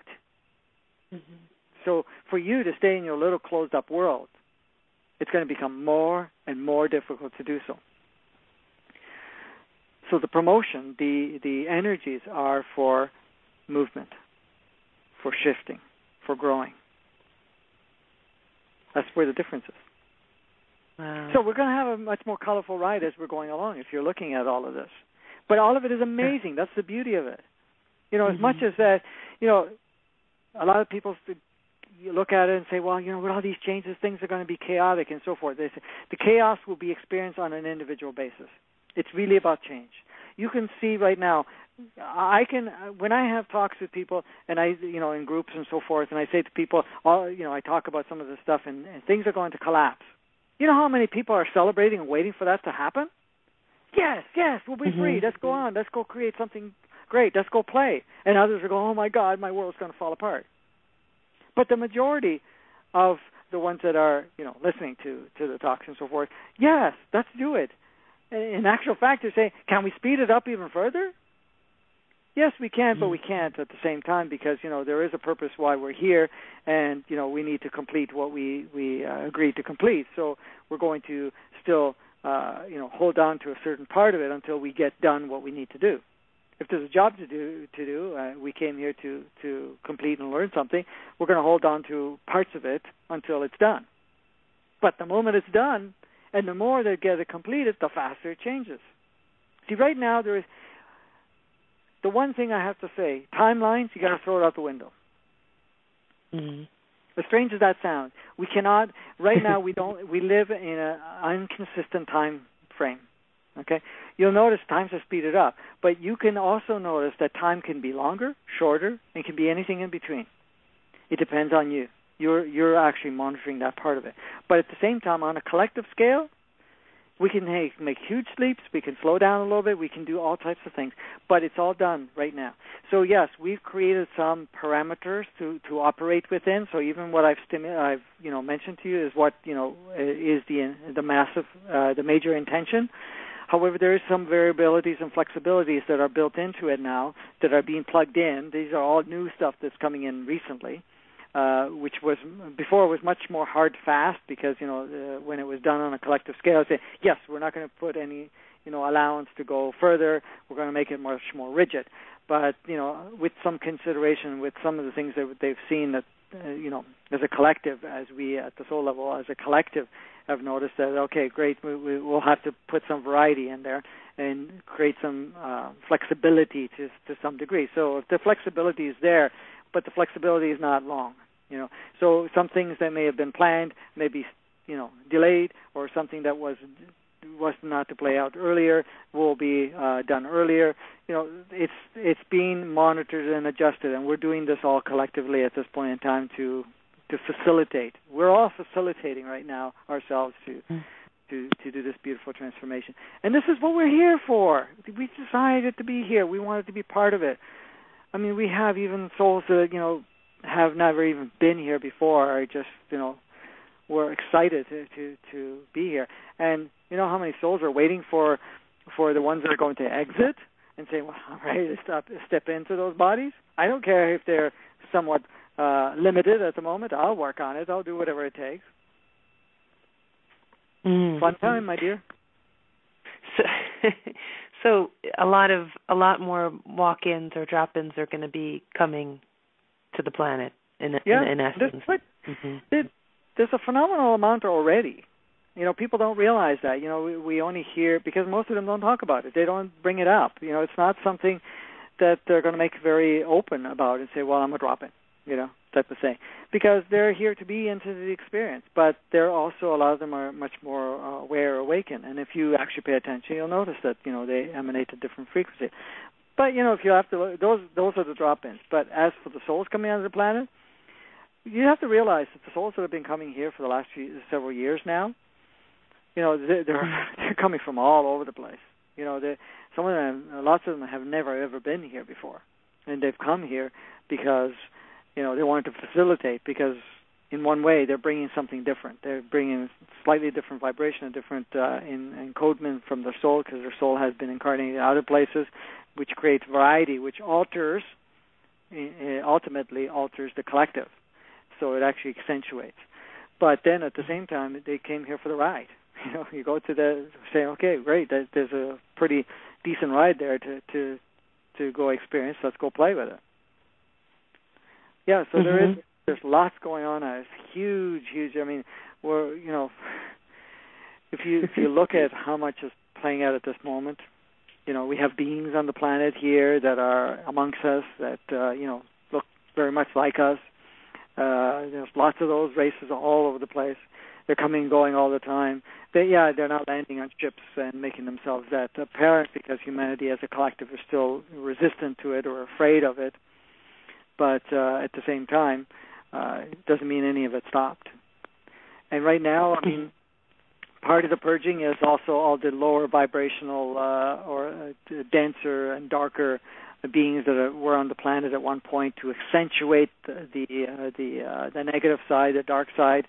At that point, which I call dark side, it's still part of the full spectrum, but one side of the polarity, so that people can the souls can complete that polarity experience. Are noticing right now they're not required in the same volume, and plus it's becoming much more uncomfortable for them to be here, because the vibration keeps increasing on the planet. I mean, we can talk about that another time, but at the same time, so they're just leaving in droves. Okay, I'm out of here. Wow. They may attach to the odd person here and there because they're vibrating it very low, and they can still feed off it and say, well, I'm going to get some of this ride with them, but it's becoming next to impossible for them to hold on, period. Wow. So fascinating, this conversation. It's like, and I'm so glad that you're coming back again so we can continue, because you kind of you're leaving me hanging, even though we have to bring the show to a close, as you know. I'm sorry to have to end it because I could listen to you for a very long time. But when is the next time that you will be coming back next week? I mean, not next week, next month in January, and it'll be just about a month from now. I guess we'll let people know after through Facebook when you're coming back on, because we actually haven't scheduled the next time. But it'll be just about a month from now, and we can like continue on this. But it's the thing that is very exciting for me. To me, it makes a lot more sense that if a lot of people are going to be walking in and dropping in, like that actually makes it seem more understandable how everybody could change so quickly, because otherwise it does seem like it's hard to make the shift with all the density that's still here. I mean, I just know for myself and a lot of people like me in our communities that we're really not even mixing with people that much. We're kind of off on in our own little worlds, and just sort of trying to work on our own things and having less and less regular friends. So, I mean, for myself, I feel like when the new world comes along, it's already been shifting so much that it won't seem so strange to me. But still, obviously, we need people like you, Franco, to help us along, because otherwise it would be maybe overwhelming for most of us, the shifts that we're going through, if we didn't have the help from you and from others like you. So thank you so much for everything that you're doing. Basically, the role that we play is something that you can't access temporarily at the point, or the people can't. We're just showing them a part of themselves that they have in them that they can't see yet. But going through this process and assisting, then they actually get to see it, and then they activate their own inner knowing, and they're navigating. Because coming into the next few years, our role will change, or the amount of input that we need to put will change, because it'll be a little bit more self-aware and self-conscious, and we'll just be playing more of a role to keep an alignment for everybody, to keep the picture going or the movement moving. But everybody will have their own wings, if you want to say that, to fly. Right now, a lot of the wings are just starting to butt out, I guess. How do you say it? I guess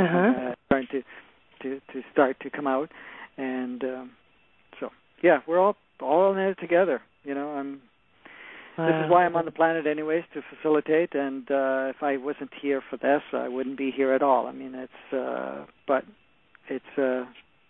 it's great to see what's happening right now, because it looked very different many years back, because it almost seemed like it was never happening. I knew it was going to, but at the same time, when you reflect outside and everything seemed still backwards, you would almost get to the point where you had to have your own personal reminders, in a sense, where, this is going to happen. We're going to get there. Because you go for many years. I've been on the planet for a while now. It's 56 years. But at the same time, when you're looking at that period of time and saying, wow, right now, of course, you feel more uplifted. Well, I shouldn't say uplifted, but you see more progress going on, and you say, okay, yes, I can see it happening. And that's been the last few years. But, you're going for 50-plus years, and you're really seeing nothing, practically, in a sense. So now, in comparison, it's like flying, how quickly. But people still get impatient too, and I hear a lot of that. Yeah. Okay, now I see it. Let's get it going. Let's do it. Let's just do it. And I can appreciate it. Sure, I would love to see it too. I would like to see it, everything change tomorrow morning, and it can.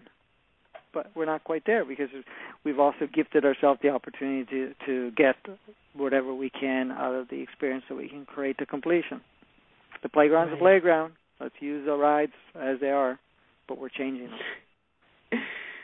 Yeah, definitely. Well, I really like your way of looking at life as a playground and a dance, and it's so much better to look at it that way. Every challenge in life, I'm just reminded when I hear your talks and I speak with you that everything that happens is meant to happen, and we're not the victim in any way. In any kind of interpersonal situation, people come into our life to play a role, and then their role ends, and then that relationship dissolves, and then on to the next thing, and it just all really makes a lot of sense. So I look forward to having you elucidate further these ideas the next time we meet. And I just want to say to the listeners, I know that you're going to be doing a clearing. Is it next Wednesday night? Yes, yes. With Masterpiece Life? Yes.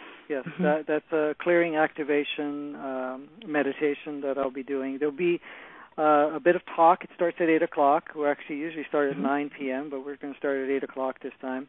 We're going to answer some questions. It's about the feminine and masculine, bringing it to neutral. So we did a talk last Wednesday. Yeah, no, the Wednesday before. I think I lose track of time here. I think it was last Wednesday. I think so. Yes, it was last Wednesday. So next Wednesday, we will be doing the actual. We're just going to answer some questions back and forth. So there will be Q&A for a short period of time, and then we're going right into the meditation activation. Now, if you register on francodenicola.com, you will get emails notifying of all the different talks and activations. We also, on Masterpiece Life, there is a page. I don't know if you have that access. I may have to send it to you.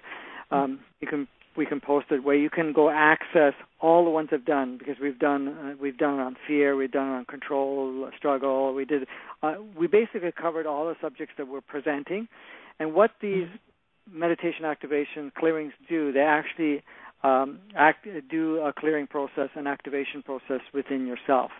And all you got to do is put the headsets on, and you play it. So they're all in MP. You can download it onto your MP3 player or computer, or you can just do it live stream right off the computer, because all the replays are there. And so there will be talks. They're broken down in parts. So they'll have the talk component where it explains the subject completely, and then from there it goes into the activation meditation. They're all split up, and you can do them. And as you repeat them, you can clear fear, you can clear all different components. These tools were made, and they're all available. You can, we're not having a fixed price on it. You can contribute whatever you feel like it, and if you're not in a position to contribute any money for it, that's fine too. We're making this available. It's not about the money. The only reason we take in contributions is because we have to put money out to pay for all the services, to keep everything going, and all the work that we need to do. So we just allow people to offer whatever they feel comfortable with. And but anyways, all of it is made available to facilitate and to assist. We've been doing it for some time now. You can also access some other events too, for different talks and so forth. So all of it is made available. My personal website is being updated right now. It's still up and running, but the new one is coming in. It will have the links to all the materials that I've done over the last few years. I'm not going to go too far back, but for the last 2 or 3 years, all the different materials are all subject specific. So if you have a certain, say you're having a relationship, we want to understand relationships, you go into the one that I did a full day seminar on relationships, and it breaks it all down and completely and explains it all and so forth. Now, some of the other ones actually have 2 and 3 meditations throughout the whole event too, so that those are all accessible. So all of it will be available. So once the new website is up, which hopefully by the end of this month, you will have everything available there too. Wow, excellent. And in the meantime, we could definitely, I'm going to post this also on YouTube, and then I'll be putting the links below. And then also people can contact you through your website, or they could just go to your website. They can also go to Masterpiece Life.